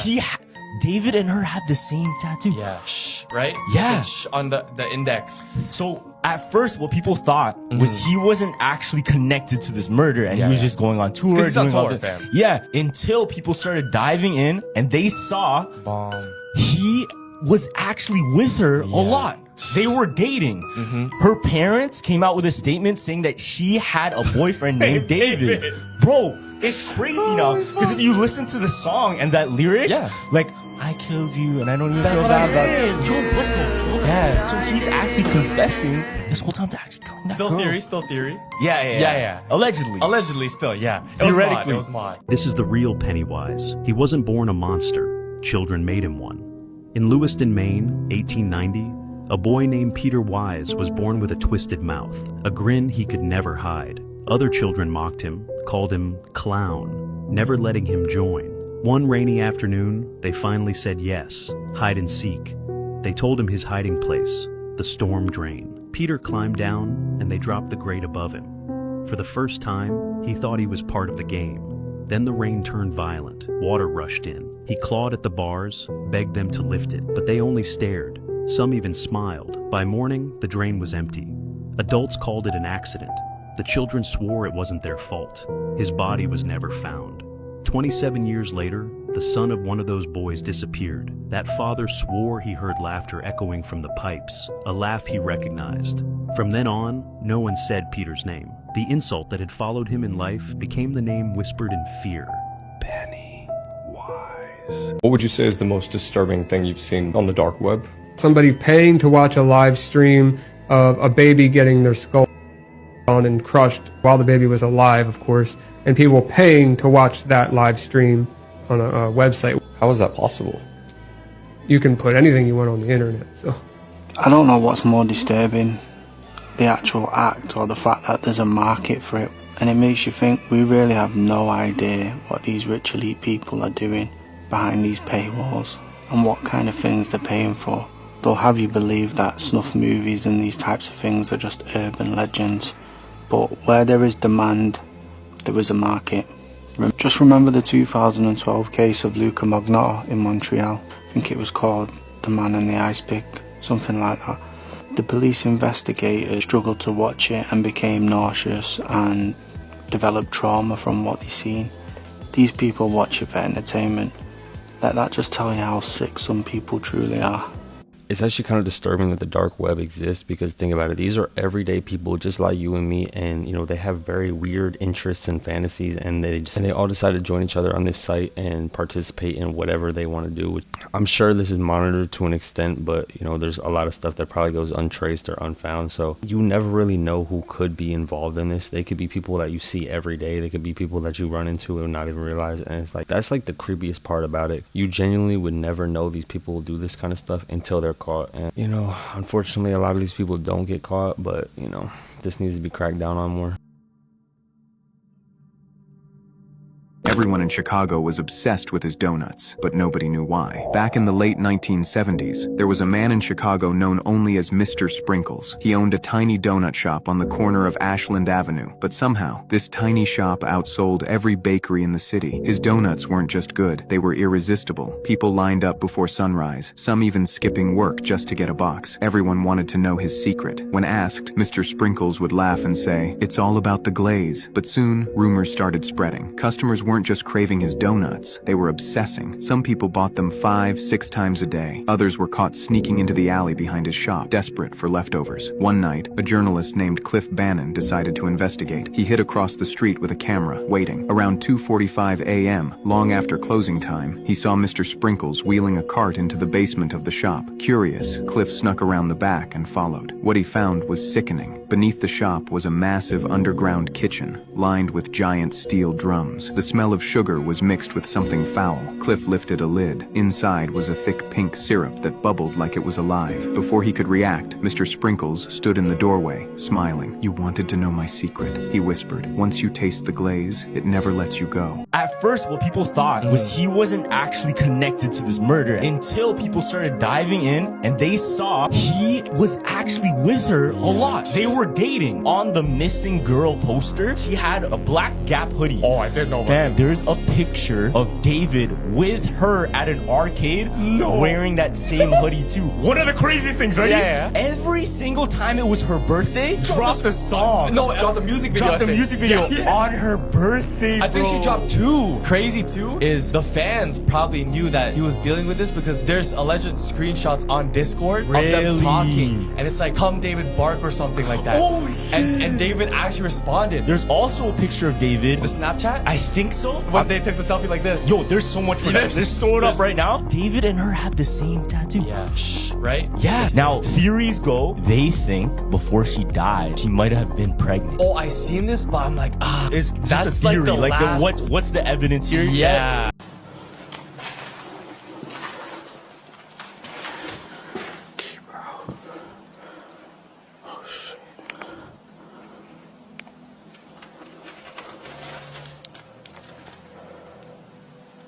Somebody lives in here.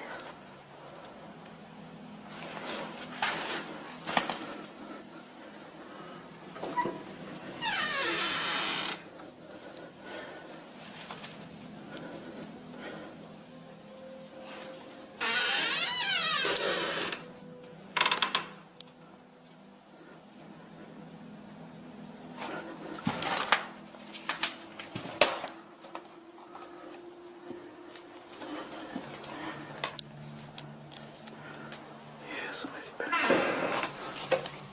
Look at that. Somebody's been living in here.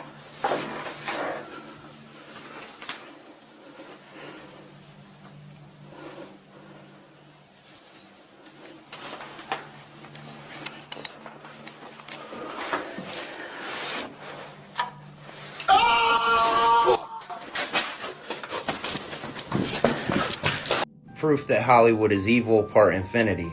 This next clip is from a Dave Chappelle interview on The Oprah Show. Roll it. I'm a conspiracy theorist to a degree. Like when I connect dots that maybe shouldn't be connected, I don't know. But certain dots, like when I see that they put every black man in the movies in a dress at some point in their career, I'll be connecting them down like, wow, all these brothers gotta wear a dress. This happened to me. I'm doing a movie with Martin. Yeah. The movie's going good. So I walk in the trailer. I'm like, man, this must be the wrong trailer because there's a dress in here. They come in. It's the writer comes in. I think he's the writer. He's like, Dave, listen, we got this hilarious scene where Martin's sneaking out of jail. So he disguises you as a prostitute. And he put this dress on. And, what? The prostitute? Nah, I'm not doing that. I don't feel comfortable with that. That should have been in the discussion. What? You don't feel comfortable with it? I mean, it's a hilarious bit. All the greats have done it. In that clip that we just watched, he's talking about why he took a hiatus from the industry, because they were trying to get him to do stuff he wasn't comfortable with. The dress thing, many people have hypothesized for years, might be ritualistic and all about humiliation. Ironically enough, some of the biggest stars in the world, here we see Dwayne "The Rock" Johnson in a dress, here we see Kevin Hart doing the same, here we see it again and again. And these all happen to be some of the most successful actors, entertainers, etc. So it begs the question, what exactly is the reason that Hollywood is so obsessed with this? Wake up. What the fuck just happened during this memorial?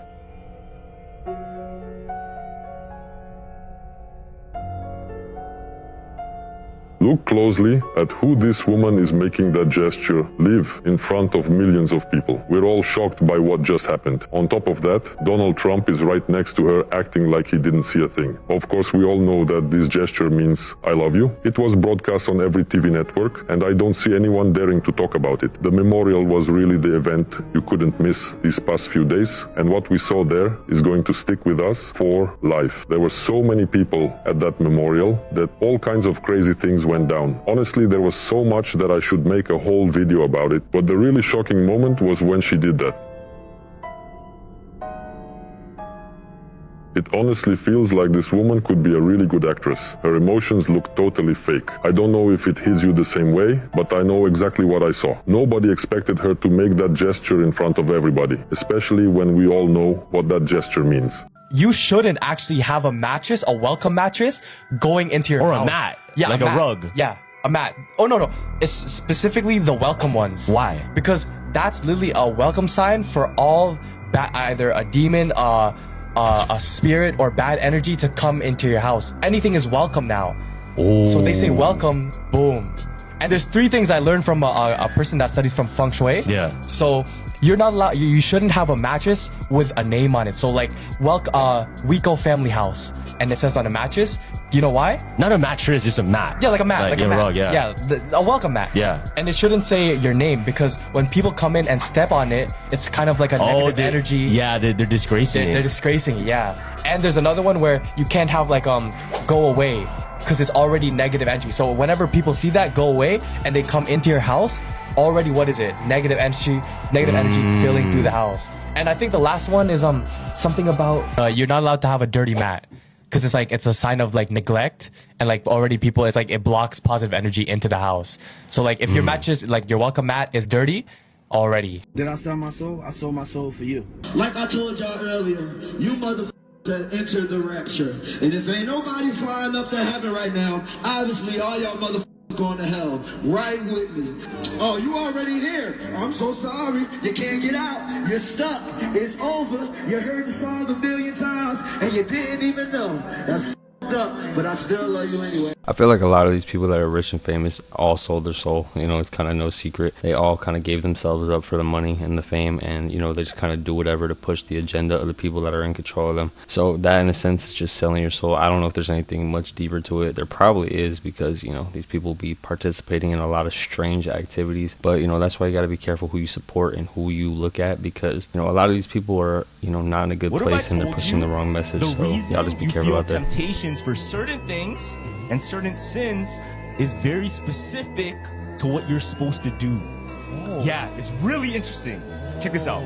So If you have the urge to smoke or damage your lungs, it's because your voice was made to worship. Your voice is made to worship. The enemy's trying to silence you that was meant to praise. Now check this out, ready? If you have crippling self-doubt or insecurity, it's because you're meant to lead and inspire. If you weren't dangerous to darkness, it wouldn't try to mute your confidence. So if you have self-doubt and if you had insecurities, bars, man. That's because you're meant for big things to lead and inspire. You can, now check this out, ready? If you have constant distraction and procrastination, check this out. It's because you carry strategy, vision, and ideas from heaven. The enemy delays you because he can't stop you, only you can. Interesting is crazy. Look, watch. Interesting. Hold on. Ready? Now this one's gonna hit a lot of people. If you have an addiction to lust or pornography, it's because you carry a deep capacity for intimacy, covenant, and healing. Perverting love is how Satan prevents true restoration. That's true. Crazy. Yeah, if you're always lustful, it actually clogs your mind. Ruins a lot too. Okay, ready? If you have fear of rejection or abandonment, it's because you carry a spirit of belonging and reconciliation. You were made to gather the outcasts, so he tries to make you feel like home. Imagine going to a wedding full of people only to realize that these right here are not humans like us, and you're basically trapped in a room full of jinns. That's exactly what happened to this woman right here. Her name is Nora, aka the Beyonce of Kuwait. Yes, this story takes place in Kuwait, by the way. Nora was basically a famous singer there, okay? Her and her band used to sing traditional stuff in weddings. Another way to say it, she was like a celebrity there, okay? You call her for your marriage, she comes, she sings, and then she leaves with money. You're probably like, okay man, this sounds like an amazing job. I mean, imagine going to a marriage, having fun, people recognize you, people are a fan of you, and you get money for singing a couple of songs. No, it was amazing until a terrifying thing happened to her and made her quit her job and be traumatized forever. Now, before I tell you what happened, you know what to do. Save this video and come back to it at night so it's more enjoyable like that. But one day, Nora got a call. She was like, man, should I pick up? I don't really work today. You know what? Let's pick up the phone. Hello? Oh, the person calling her was a woman, okay? And she basically said, hello? Is this Nora? The famous Nora? Oh, Nora basically responded, oh yeah, thank you so much, that's me, the famous Nora, yeah. The woman on the phone basically said, oh my god, thank you so much for responding, everybody loves you here. Can you please show up to my daughter's wedding tonight? This is when Nora responded, oh, I'm sorry, like, I don't work today, I'm really sorry. The woman on the phone started begging her, okay? She was like, please, this is my only daughter, can you please show up tonight? She loves you so much. When Nora heard this from the woman calling, she was like, oh my god, these people are annoying. Okay, you know what? I'll make an exception for you. I want to see your daughter happy tonight. So, Nora ended up accepting, okay? The woman gave her the address and she told her to come, her and her band, at 10 p.m. Well, Nora and her band finally made it to the house at 10 p.m., okay? And before even entering, Nora was like, okay, I'm sorry, I did bring you here, but come on. I know that nobody works today, but we gotta do it for the love of the game. Her band basically responded, oh, come on, don't sweat it, Nora. You know, we want to make people happy, right? It's only a marriage after all, right? Nora and her band finally made it inside the house, and the first thing they noticed is that the house from the outside looks normal, right? But from the inside, it's something different. The house was really bigger than they expected, okay? And the decor was really noticeable, okay? Somebody did their job on the decor. You know, Nora and her band were amazed. They were like, wow, this is by far the biggest house we'll perform in. While the band was examining the inside, the woman came. Remember the woman who told her to come here in the first place? The woman who begged her to show up for her daughter, blah, blah, blah. Yes, she came. She was like, oh my god, Nora, I'm a big fan. And you know, she wanted to shake her hand. When Nora saw her, she was like, oh, what's up? How are you? Yeah, I'm good. Thank you. This is your daughter's wedding? Yeah, I'll tell you, it's about to be amazing. She shook her hand. Nora noticed something, okay? The woman's hand were dry, okay? And it was not moving. You know how humans' hand move? Her hand was not moving, and she could feel her bones. When she felt that, she started having a little doubt, okay? She was like, okay, I've never seen something like this before. I mean, okay, you know what? I'm not judging. And she was not trying to scare her band either. So she was like, okay, to the woman she was speaking, she was like, where do we perform? The woman responded, you see, we love you so much. We do appreciate you so much for coming. So we prepared everything. You do perform in that corner over there. You see it? Yeah. Oh, Nora responded, oh, okay, that's really sweet. You know, thank you so much. Yeah, let's go over there. Yeah, okay. See you there. In this corner right here, Nora and her band started performing, okay? And what a performance. Everybody was loving it. Everybody was shaking their heads, vibing like, Nora and her band, while singing, they were feeling the energy. They were like, yeah, okay, that's what we're talking about. That's the type of vibes we like. You know, See, while singing, Nora noticed a detail that she could have noticed from the beginning, but she didn't for a reason. It's almost like it was hidden from her. Why is everybody dressed in old clothes? Well, nobody was dressed in the typical wedding clothes of today, if you know what I mean. Everybody was dressed like the 17th century. So Nora was like, what the hell is going on? Nora told herself, okay, that's weird. You know, she kept singing. She was still giving some side eyes, but you know, she kept singing. I don't know the song she was singing. I wasn't there with her, but she was singing something like, I'm a lot ashamed. What? I'm a lot ashamed. Let me sing. See, meanwhile Nora was singing, one of her band members started tapping her shoulder. And you know, she's trying to communicate but sing at the same time. She was like, the band member who was trying to get her attention was the one playing guitar, okay? And he was like, look at their legs. Look at their legs. Nora was like, what do you mean their legs? Shape of, yeah. This is what Nora saw. Goat legs, and she understood that from the beginning she was not with humans. Yup, she's singing with jinns. If you don't know what a jinn means, scary creature, I talked about him in my first post, go check it out. But when Nora saw this, she was in shock, but she kinda knew that something was wrong from the beginning, you know? Remember when she shook hands with the woman who invited her? Yup, in that moment she felt that something was not right. So Nora and her band kept performing, okay? They were not trying to get suspicious, but you know, their voices kept getting low, and they started thinking about this. Those are jinns, but they're in human forms. And you know, while thinking about this, they noticed something. It's midnight. One of her band members was like, hey yo, Nora, we should go. The vibe switched up, it's not the same anymore. These things right here are not even dancing, they're jumping and making weird noise. It's scaring me. You know, it's midnight, we should go. He said all that keeping his voice low. It doesn't matter because he's playing an instrument so nobody's hearing him. Problem is, in Nora's case, she can't talk, she's literally singing. And this is where she had to step up, talk to some of the jinns and told them that we should get a break. Oh, the woman who invited her in the first place, the jinn, came and she was like, Nora, I heard that you want a break, is that true? Nora basically responded, yeah, it's hot out here. And you know, we're kind of tired, so can we go in that room, please? Rest for about 5 to 10 minutes and then we'll come back. Jinn basically responded, yeah, you can go. Ooh. Now the band went to a small room, closed the door, and they're finally isolated from the rest. This is where Nora was like, nobody is getting out, I don't care. You see these creatures, they're turning crazy right now. It's past midnight, so they're turning crazy. Nobody's getting out unless you wanna. Band members basically responded, bro, do you want us to be stuck here forever or what?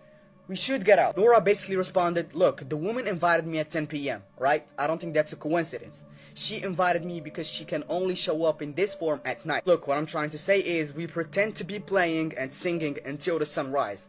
Once the sun rises, boom, we get out. We don't look back. Now, the band came back to the main room and they are forced to sing and play instruments. But things kept getting worse. Because some of the jinns not only started making weird noises and jumping, they started tearing their hair with a part of their scalp and throwing it down on the floor. Imagine the band playing, seeing, being forced to see all this stuff happening in front of them, but they can't do anything about it. Now, they kept playing for about 5 hours straight, and some of the band members started feeling sick and they started throwing up, you know, after all they saw. You know, as soon as the clock hit 4 a.m., meaning sunrise, every jinn stopped. They literally stopped moving. After that, they stopped moving, the lights started turning off, and the place started falling apart. This is where Nora was like, okay, this is our sign to go. After a long run in the hallways, they made it. They got out from the house, and this was the house. If you didn't notice anything yet, hold on. This was supposed to be the house they were in. This is what they saw at 10 p.m. This is where they left at 4 a.m.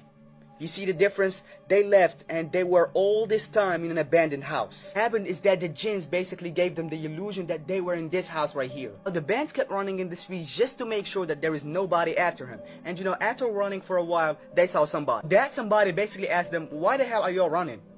Is this a marathon? Or like, I don't... Nora and the band were like, whoa, don't talk to us. We know that you're a jinn. Stop talking to us. So that somebody basically responded and he was confused. He was like, what?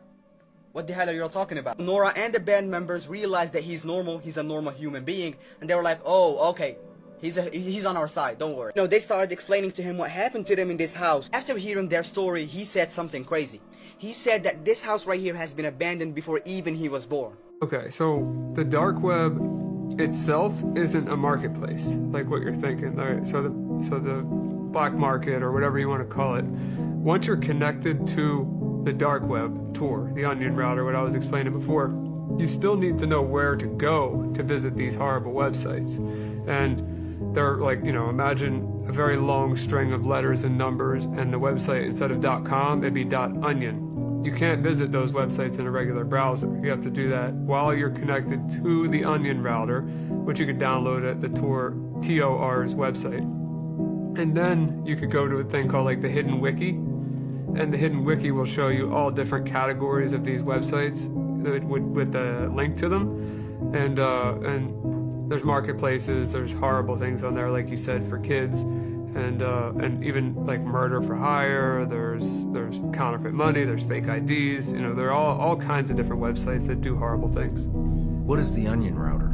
So the onion router is a tool, an open source project that was created to anonymize your traffic on the internet.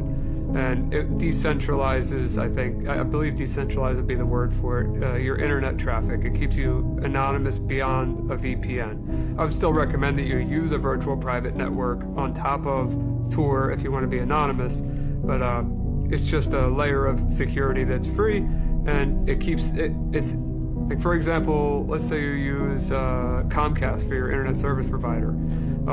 They could see that you're using Tor, but they can't see what you're looking at. I don't know what is more weird, the fact that this marketplace even exists, or the fact that there's a market for this. Like, people actually spend their money on this kind of stuff, and they actually are interested in this kind of stuff. You know, I don't know what path you need to go down in life for this to be an interest to you, or, you know, a community you put yourself a part of. You know, I don't see any reason why you would need to go down this route or go into this unless you're just deranged or just like an odd person. But, you know, hopefully these people don't get away with this for too much longer, because, you know, it's just gross. Like, they're just doing unspeakable things and getting away with it. You know, I feel like there are a lot of people that get caught, but that's just the people that, you know, don't move smart enough. But yeah, this is just not a place to go. So, yeah, just don't do that. This whole celebrity idea is eroding. The whole fame idea is eroding. That's sold to us, y'all. You got people out here that are human, that are acting every day of their life. They're not even real. They just on NPC every day. They acting. They don't even know. The world is a stage, dog, and it's a lot of terrible actors. It's a lot of terrible actors out here. The world is a stage. There's a lot of terrible actors, dog. You know what I'm saying? I'm just gonna say it. I'm just gonna say it, dog. I'm just gonna say it. I tried to tell Spice beforehand, I said it, but the whole idea of celebrity, bro, if you're not a real person and you can't stand on your morals and principles out here, move out the way. If you can't stand on any principles and morals out here as a person that's trying to see this world become better, move out the way for the time being. I'm not paying attention to all the, you know, the beefs going on, or when these rappers get killed, not incidental. Somebody made $100 million and now don't have to talk to that artist or none of their crew. Don't have to validate none of their contracts. Now only got to deal with the mama. Only got to see her once a year, and it's over. And the money, he goes up and up and up. So they killed this $20 million guy, but they reached $60 million in benefits. They say that demons and spirits, they can only attack you, or they can only have access to you when you sin. So check this video out. Whoa, when you sin. This is footage of outside someone's garage. There's a guy planning to rob this car. Yeah. And in the back, you see almost like a spirit just waiting around. It's like a semi-transparent like shadow. Okay. It's just waiting around. But the moment the guy goes to steal the car, yeah, look what happens. Let me see. Look. Let me see it. Go like this. So he gets in the car. Yeah, so he's getting in the car, and then look at the shadow. Look at look at the spirit. People in the comments are saying it's a demon, and this is how demons have access to people. Look. So the moment he runs and grabs something from the car, oh, he runs with him? It runs with him. Okay, what does that mean? But it's not a shadow, because if it was a shadow, look, because you could say, oh, that's just a shadow of him moving, right? But it was moving on its own. It's separate from him. You saw? appeal to our sins. That's how they make their money. They invest in our sins. They invest in the debauchery. They invest in the distractions. They invest in keeping humans divided by all means. You know what I'm saying? Because if we all turned around and be like, oh, I think we have a common enemy, they'd be like, oh, hold on now. Hold up. What he getting at? Time out. What he getting at? What he talking about? Who is they? No, it's not. I'm just saying. The social media, digital age is based off of investing in your sins. I feel like a lot of people look past this message and don't really take it too seriously, but you also have to remember certain people have lived different lives than us and have seen more, have been more involved in this sort of industry. So, you know, they're more credible to tell us about this stuff. And I feel like we should take it more serious because they're risking their lives and their success and everything they work for to tell us the truth. That's a dangerous move on their part. You know, they're risking it all just to open our eyes and help us. Least we could do is at least open our eyes a little bit and try to look deeper into this so we can actually make a difference and stop this stuff. But the more we're blind to it, the more it's going to keep happening. So, you know, y'all just pay attention because these people are really trying to talk to us. Let's talk about the Antarctica ice wall. In 1954, a man named Admiral Byrd, who had done an exploration of Antarctica, went on a talk show. Here's what he said about it. Is there any unexplored land left on this earth that might appeal to adventurous young Americans? Yes, there is. And not up around the North Pole because it's getting crowded up there now because they find out it's really usable, not only to live in, but militarily. But strangely enough, there's left in the world today an area as big as the United States that's never been seen by a human being. He would go on in that interview to talk about this unexplored land and how there were several untapped resources there. Many people have theorized that he might have said way too much on that interview and interviews he did in the future. 3 years later, he would pass away in his home due to heart issues. Ironically enough, just a year later, NASA was formed. And just a year later, in 1959, the Antarctic Treaty began.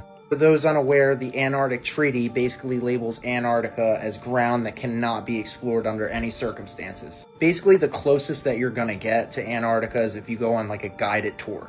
People have hypothesized for years that General Byrd was saying way too much. Hypothetically, could that interview that we just witnessed have led to his untimely demise? Many researchers all over the world subscribe to this flat Earth theory. Basically, the idea is that maybe, hypothetically, we're on a flat Earth and we're completely surrounded by these ice walls. But with the Antarctic Treaty in place, it is impossible to fully investigate this area. My next few videos will be going into detail about Admiral Byrd and a diary that he apparently kept during his voyage. Comment below with anything I missed, as well as ideas for my next video or series. Wake up. Oh, there's this guy, he's a TikToker, and talk about that. he went missing. He went missing because he found a way to make gasoline out of recycled products. I heard something crazy. You know how McDonald's has 100% beef? And how they have a company called All Beef? They do? Yeah, so they have a company called All Beef that supplies their meat. Oh, I didn't know that. So saying it's all beef and 100% beef is just saying that they're using their company, not necessarily using real meat. And what's even crazier, they found remnants of soy, which is interesting.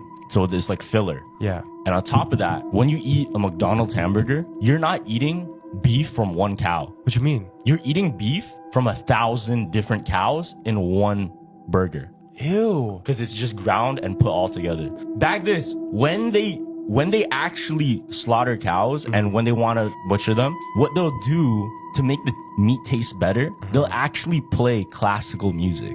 For what? To calm the cow down. Oh my And there's an actual difference if you eat beef that was calmed before they were killed. No. Instead of beef that was, you know, in a terrible situation. At this point, I feel like it's no secret that there are a lot of bad things in our food and we need to be careful what we eat and, you know, where we eat. Considering the times we're in and the state of the world right now, I'm not honestly too surprised that the people in power and the people who are in control let this kind of go by. So it really doesn't surprise me that they do this, but it's still just kind of messed up, you know what I mean? Because there's other places around the world that have a lot more regulations and focus more on health. Yeah, hopefully over time that'll change. There's just certain things that have always been suspicious. Like, you're telling me you're going to get some fish from McDonald's.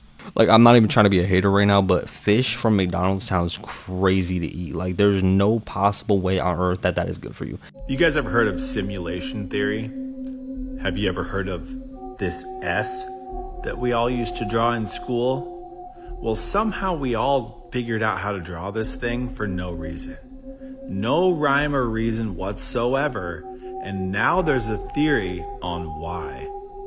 This is supposedly the logo for the company that runs our simulation, and somehow it's bled through into our whatever reality we live in, right? It's very strange how every single kid across the United States, maybe even other countries, was drawing this S repeatedly on a daily basis since I don't know how long ago. And ever since then, things have gotten progressively worse. This makes you wonder, like, how our brains all got systematically taken over at the same time, and why everything has gotten progressively worse since we started drawing this thing. This S corporation is out of line. The difficulty settings are super high. Maybe, just maybe, if we start drawing the S again, we could trigger the simulation and fix everything that went wrong, dude. What if it's a portal or something, dude? We stopped drawing it.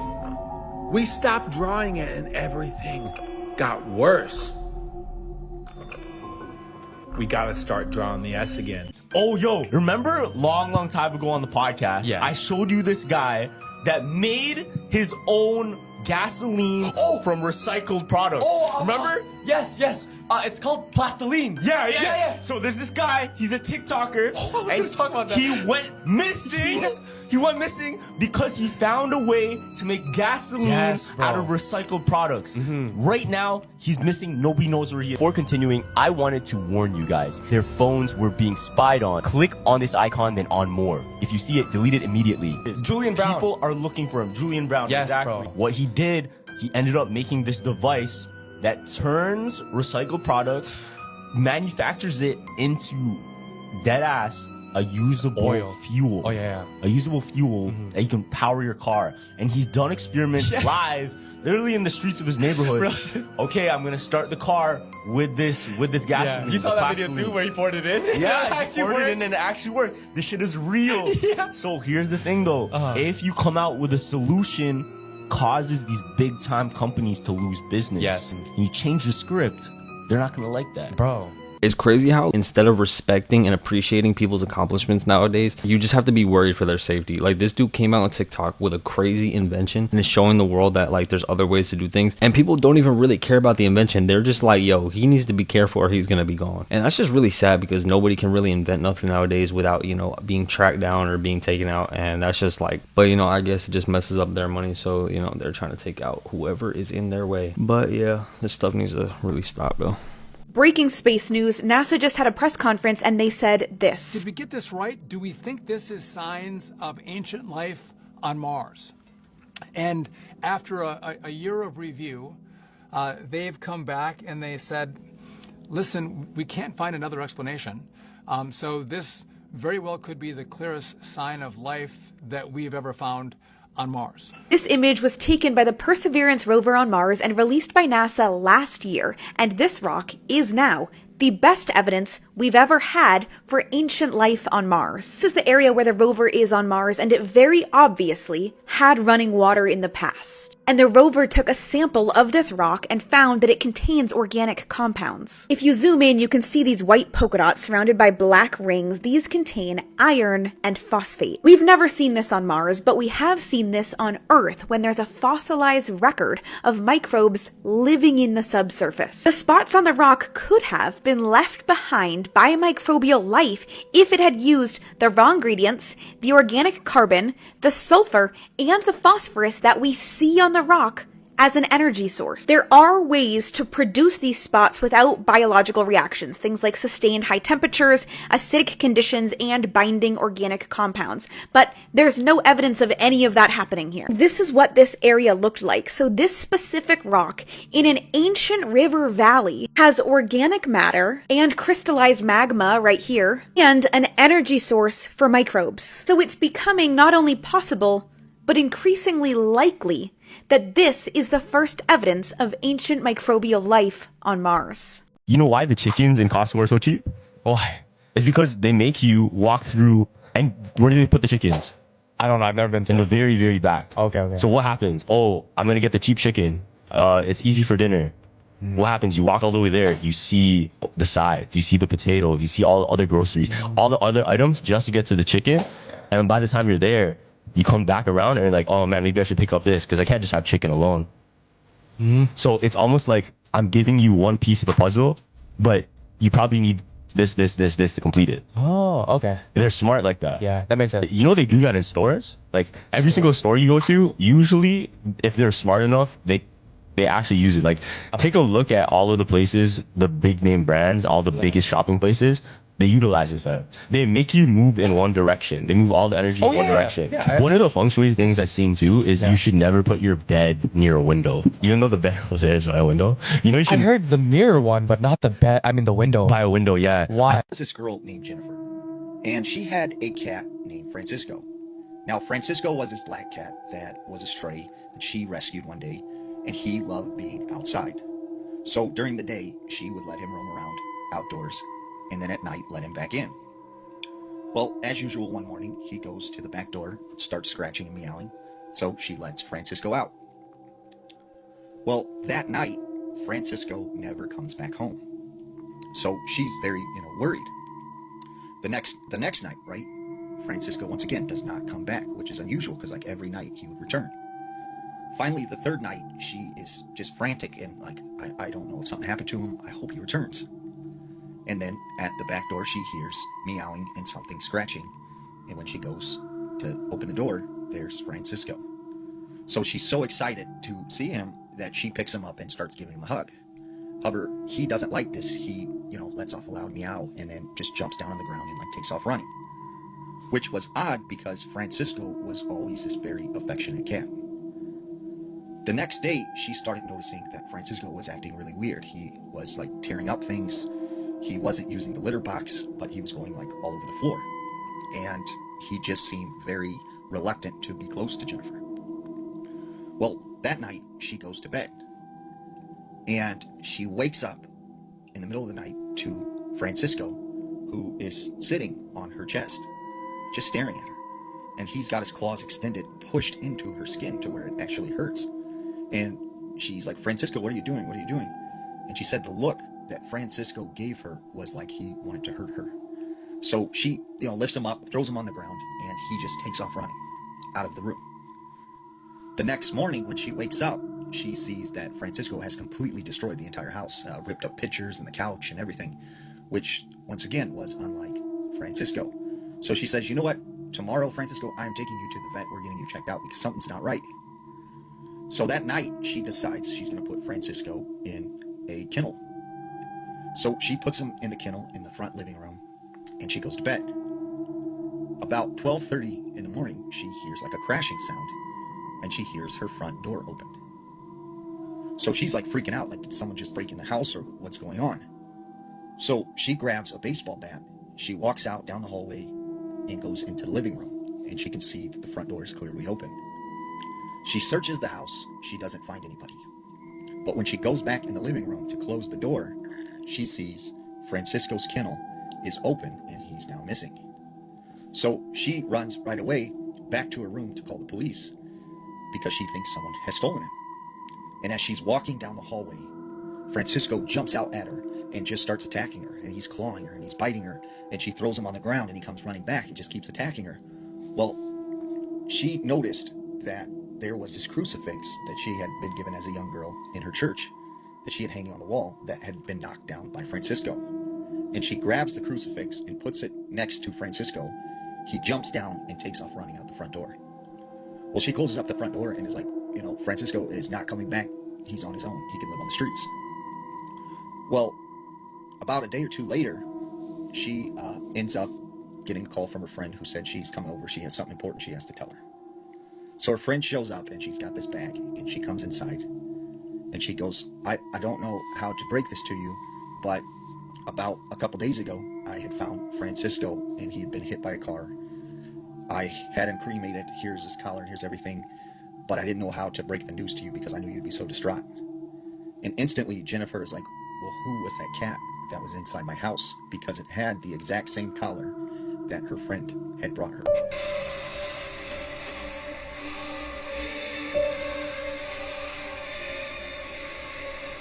Nah, fool. There's no way she just did this. Donald Trump like, do it. Y'all, this means I love you. Remember, this was played on all major networks. Charlie Kirk Memorial was something to remember. And this is gonna make me remember forever. It was some other things that was going on too. Y'all gotta understand, Charlie Kirk Memorial brung all these people together, even the people that had beef. Just so many things happening at this memorial. It was crazy to see. But the highlight of the memorial was Erica Kirk. R.I.P. to Charlie Kirk. I feel like Erica Kirk would be a good actress. Can't y'all see her playing like on a movie or a TV show or some shit? I don't know about y'all, but I can see it. Am I tripping? But this, y'all, highlight of the night. Y'all let me know what y'all think about this down below in the comments. This shit is crazy, fool. See, this situation can be looked at from many different ways. You know, this symbolism could reference a lot of different things. And, you know, it does seem kind of shady. And especially now with this very demonic agenda they're pushing. Like, regardless of what your opinion is on politics, I'm not saying that's what their intention is. But, you know, we live in some crazy times right now. So sometimes it's not even the people themselves. You know, they're either being controlled or there's someone trying to push an agenda through them. So, you know, just got to look out for it. So y'all stay blessed and stay safe, you know. There was also a theory back in 2020, Howie Mandel was actually being kidnapped. Don't worry, nobody's kidnapping me. I want to see if you see the hidden messages. Hi everybody, Howie Mandel here. Creativity. Just take a regular shopping bag and you clip the two corners side. And on the front, I write shoe stuff. Then, can you see it? It says shoe stuff. Shoe stuff. If you see it, SOS. He made the triangle. He was like, shoe stuff. Oh! Before continuing, I wanted to warn you guys. Their phones were being spied on. Click on this icon, then on more. If you see it, delete it immediately. He made the thing, and look, the shoe on the S is a 5 and a 5. When you dial 55, you call the police, he would post a picture, like, randomly, under the bed. Like, going like this. What the fuck? Yeah. And then... no, he's a comedian No, too. but at the same time, it's like, is this a coincidence? Because when he started making videos, people were like, is he trying to tell us something? So people commented, everyone, if you're in danger, wear the color purple. The next video, he wore purple. Oh, shit. And so it's like a cry for help. That's what I'm saying. So it's like, is that a coincidence? So it's like, a lot of people did stuff that was less obvious. They're like, okay, if you're in trouble, throw up a peace sign. And then he did peace signs. This comment from last year proves David is 100% guilty. So while people were digging into the David situation, they found this comment by a person named Robin River. At the time of recording, the comment is still up and I can 100% confirm it's real. If you read it, you can see that they knew about David messing around with girls that were not of age all the way back in 2024. Who this Robin person is and how they know this, I don't know, but I will investigate. I'm gonna reach out to them and update you guys if they get back with me. Did you see what the head of FBI said about Charlie Kirk? No. To my friend Charlie Kirk.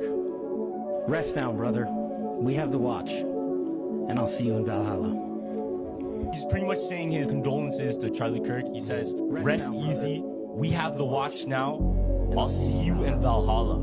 That's what he said. What's Valhalla? So Valhalla is a place where warriors go in heaven. That's like warriors heaven. But there's a crazy theory that dropped the of the Charlie Kirk show. There's a picture of him in his bedroom and he has a computer screen. On his computer screen, there's a wallpaper of Goat Island. All right? Goat Island? It's a place, I think somewhere in Europe. In Goat Island, people dove into it. There's a coffee shop called Valhalla. Oh, wait. Yeah. Now check this out. Check this out. In Greenland? Yeah. In the last few months, I think when the Trump administration started, they were really pushing to get Greenland. You probably know why the caps on the water bottles are different colors, right? The caps on the what do you mean caps? So like the caps, like the color of the caps on every single water bottle. Aren't they just clear? Means something. No. There's like green, blue, That's red, clear. What? No. The top of a cap is like white plastic, no? Oh, bro. The fuck am I tripping? Am I a Mandela effect right now? You know, see on these how some are green at the top, the caps. Some are blue. Some are white. Like yeah, clear Oh, white. okay, I see now. I see now. So You're right. You're right, yeah. actually. So the white means it's processed water. So that's like the Nestle, all that stuff. Blue is for spring water. What has that? Aquafina. No, that's cap. No, it's not. Because Dasani's blue. Yeah, Dasani is spring water, fam. What the fuck? No, that's tap water. No. Dasani's tap water. No. Dasani's not tap water. It's That's purified why water. That's why it has the taste, fam. Dasani's the only one with taste because it's spring. No, that's tap You're getting water. off a sour spring. Fam, I'm telling you, Dasani's tap water. The white ones are low-key spring. The white ones? Nah. Yeah, those are the ones that are spring. But they say, have you ever drank one with the green? Because that one, the green That's like means Perrier it's and flavored. shit. Yeah. That's like Perrier. Tastes like orange. Did you all see the new Mountain Dew flavor can? What do you think about this right here? And do you notice the symbolism surrounding this can? Take a look at the Statue of Liberty, for instance, on this can. Notice how the Statue of Liberty is facing one direction and then the crown is being blown off in another direction. And the flavor is called Liberty Chill.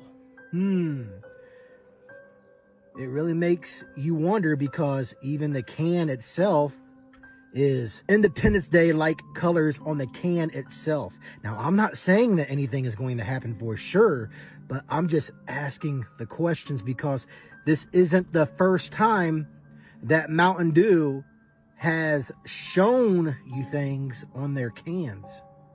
Case in point, Maui Burst. Does anybody remember that flavor? Code Red. I will let you do your research when it comes to the flavors, but something seems off. What do you think?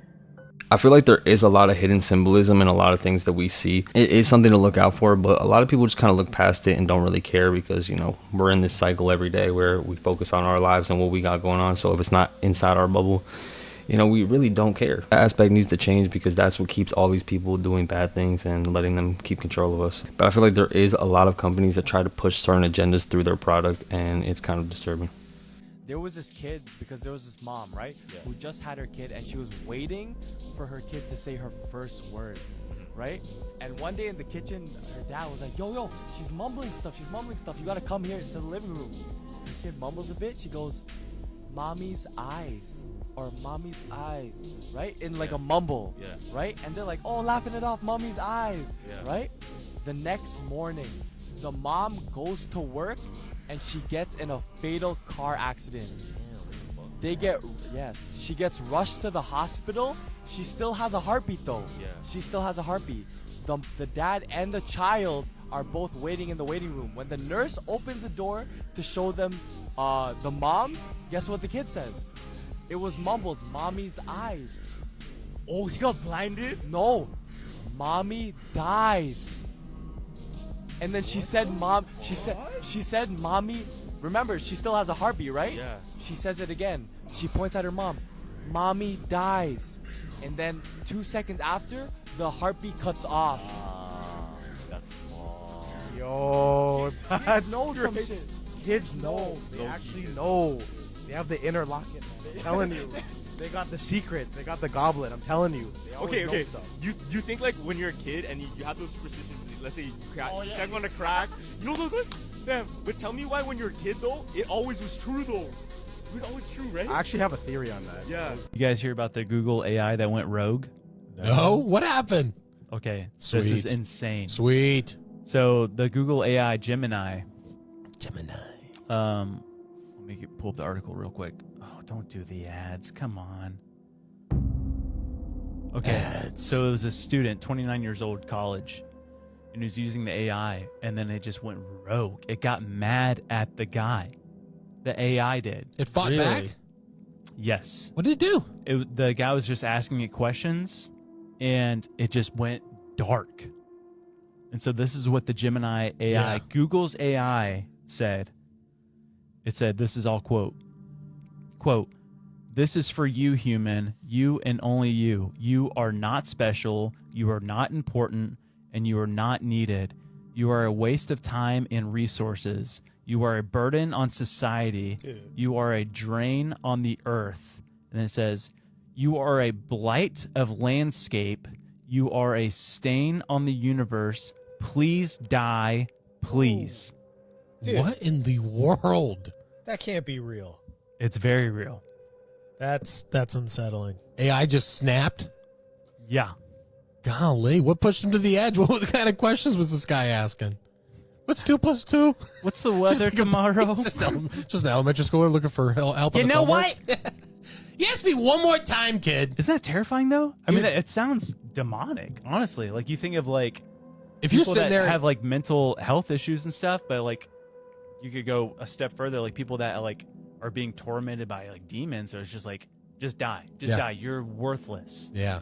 That's what that freaking AI was doing, dude. Bro. Yeah. And that, dude, how scary. You're typing, and then suddenly you're waiting for the response, and you see that being the response. Keep going. I'm like, that'd be so scary. Not cool. I wonder if there are things that, like, okay, so think about frequencies.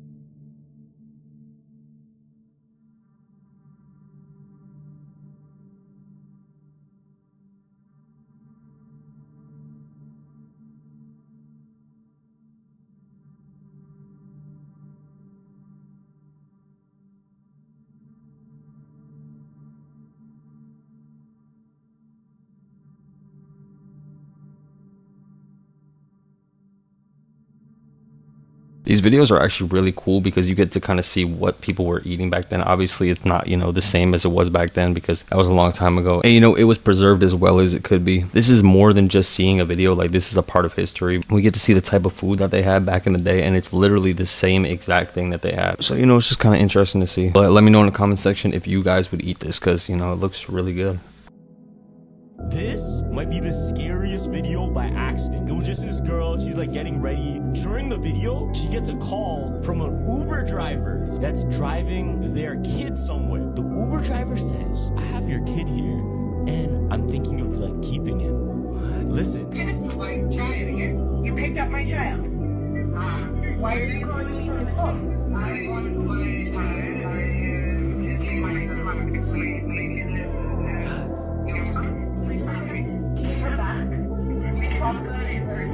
He's trying to take the kid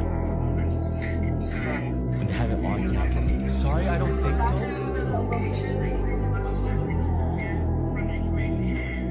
Yo, crazy. And they hung up. Crazy. So this is what happened. I think the parents booked it for the kid, and then the Uber driver was calling them from the kid's phone. This woman surprised her whole family when she walked into her own funeral and confronted her husband for calling a hitman on her. What? She walked into her own funeral? Yes. So this happened in Australia in 2015 to this lady named Noella Rukundo. Originally, she's from Burundi, but in 2004, she ended up moving to Australia where she met this guy who ended up becoming her husband. Everything seems so far so good in their relationship. Around 2015 in January, her mother back in Burundi ends up passing away.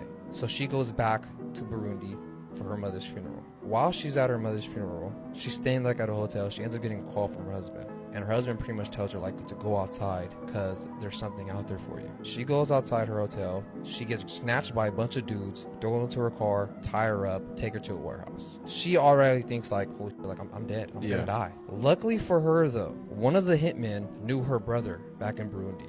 Really? Yes. So he's like, all right, look, I'm not gonna kill you, but I just want to let you know your husband is the one who set you up. Who set you up, who called me to get you.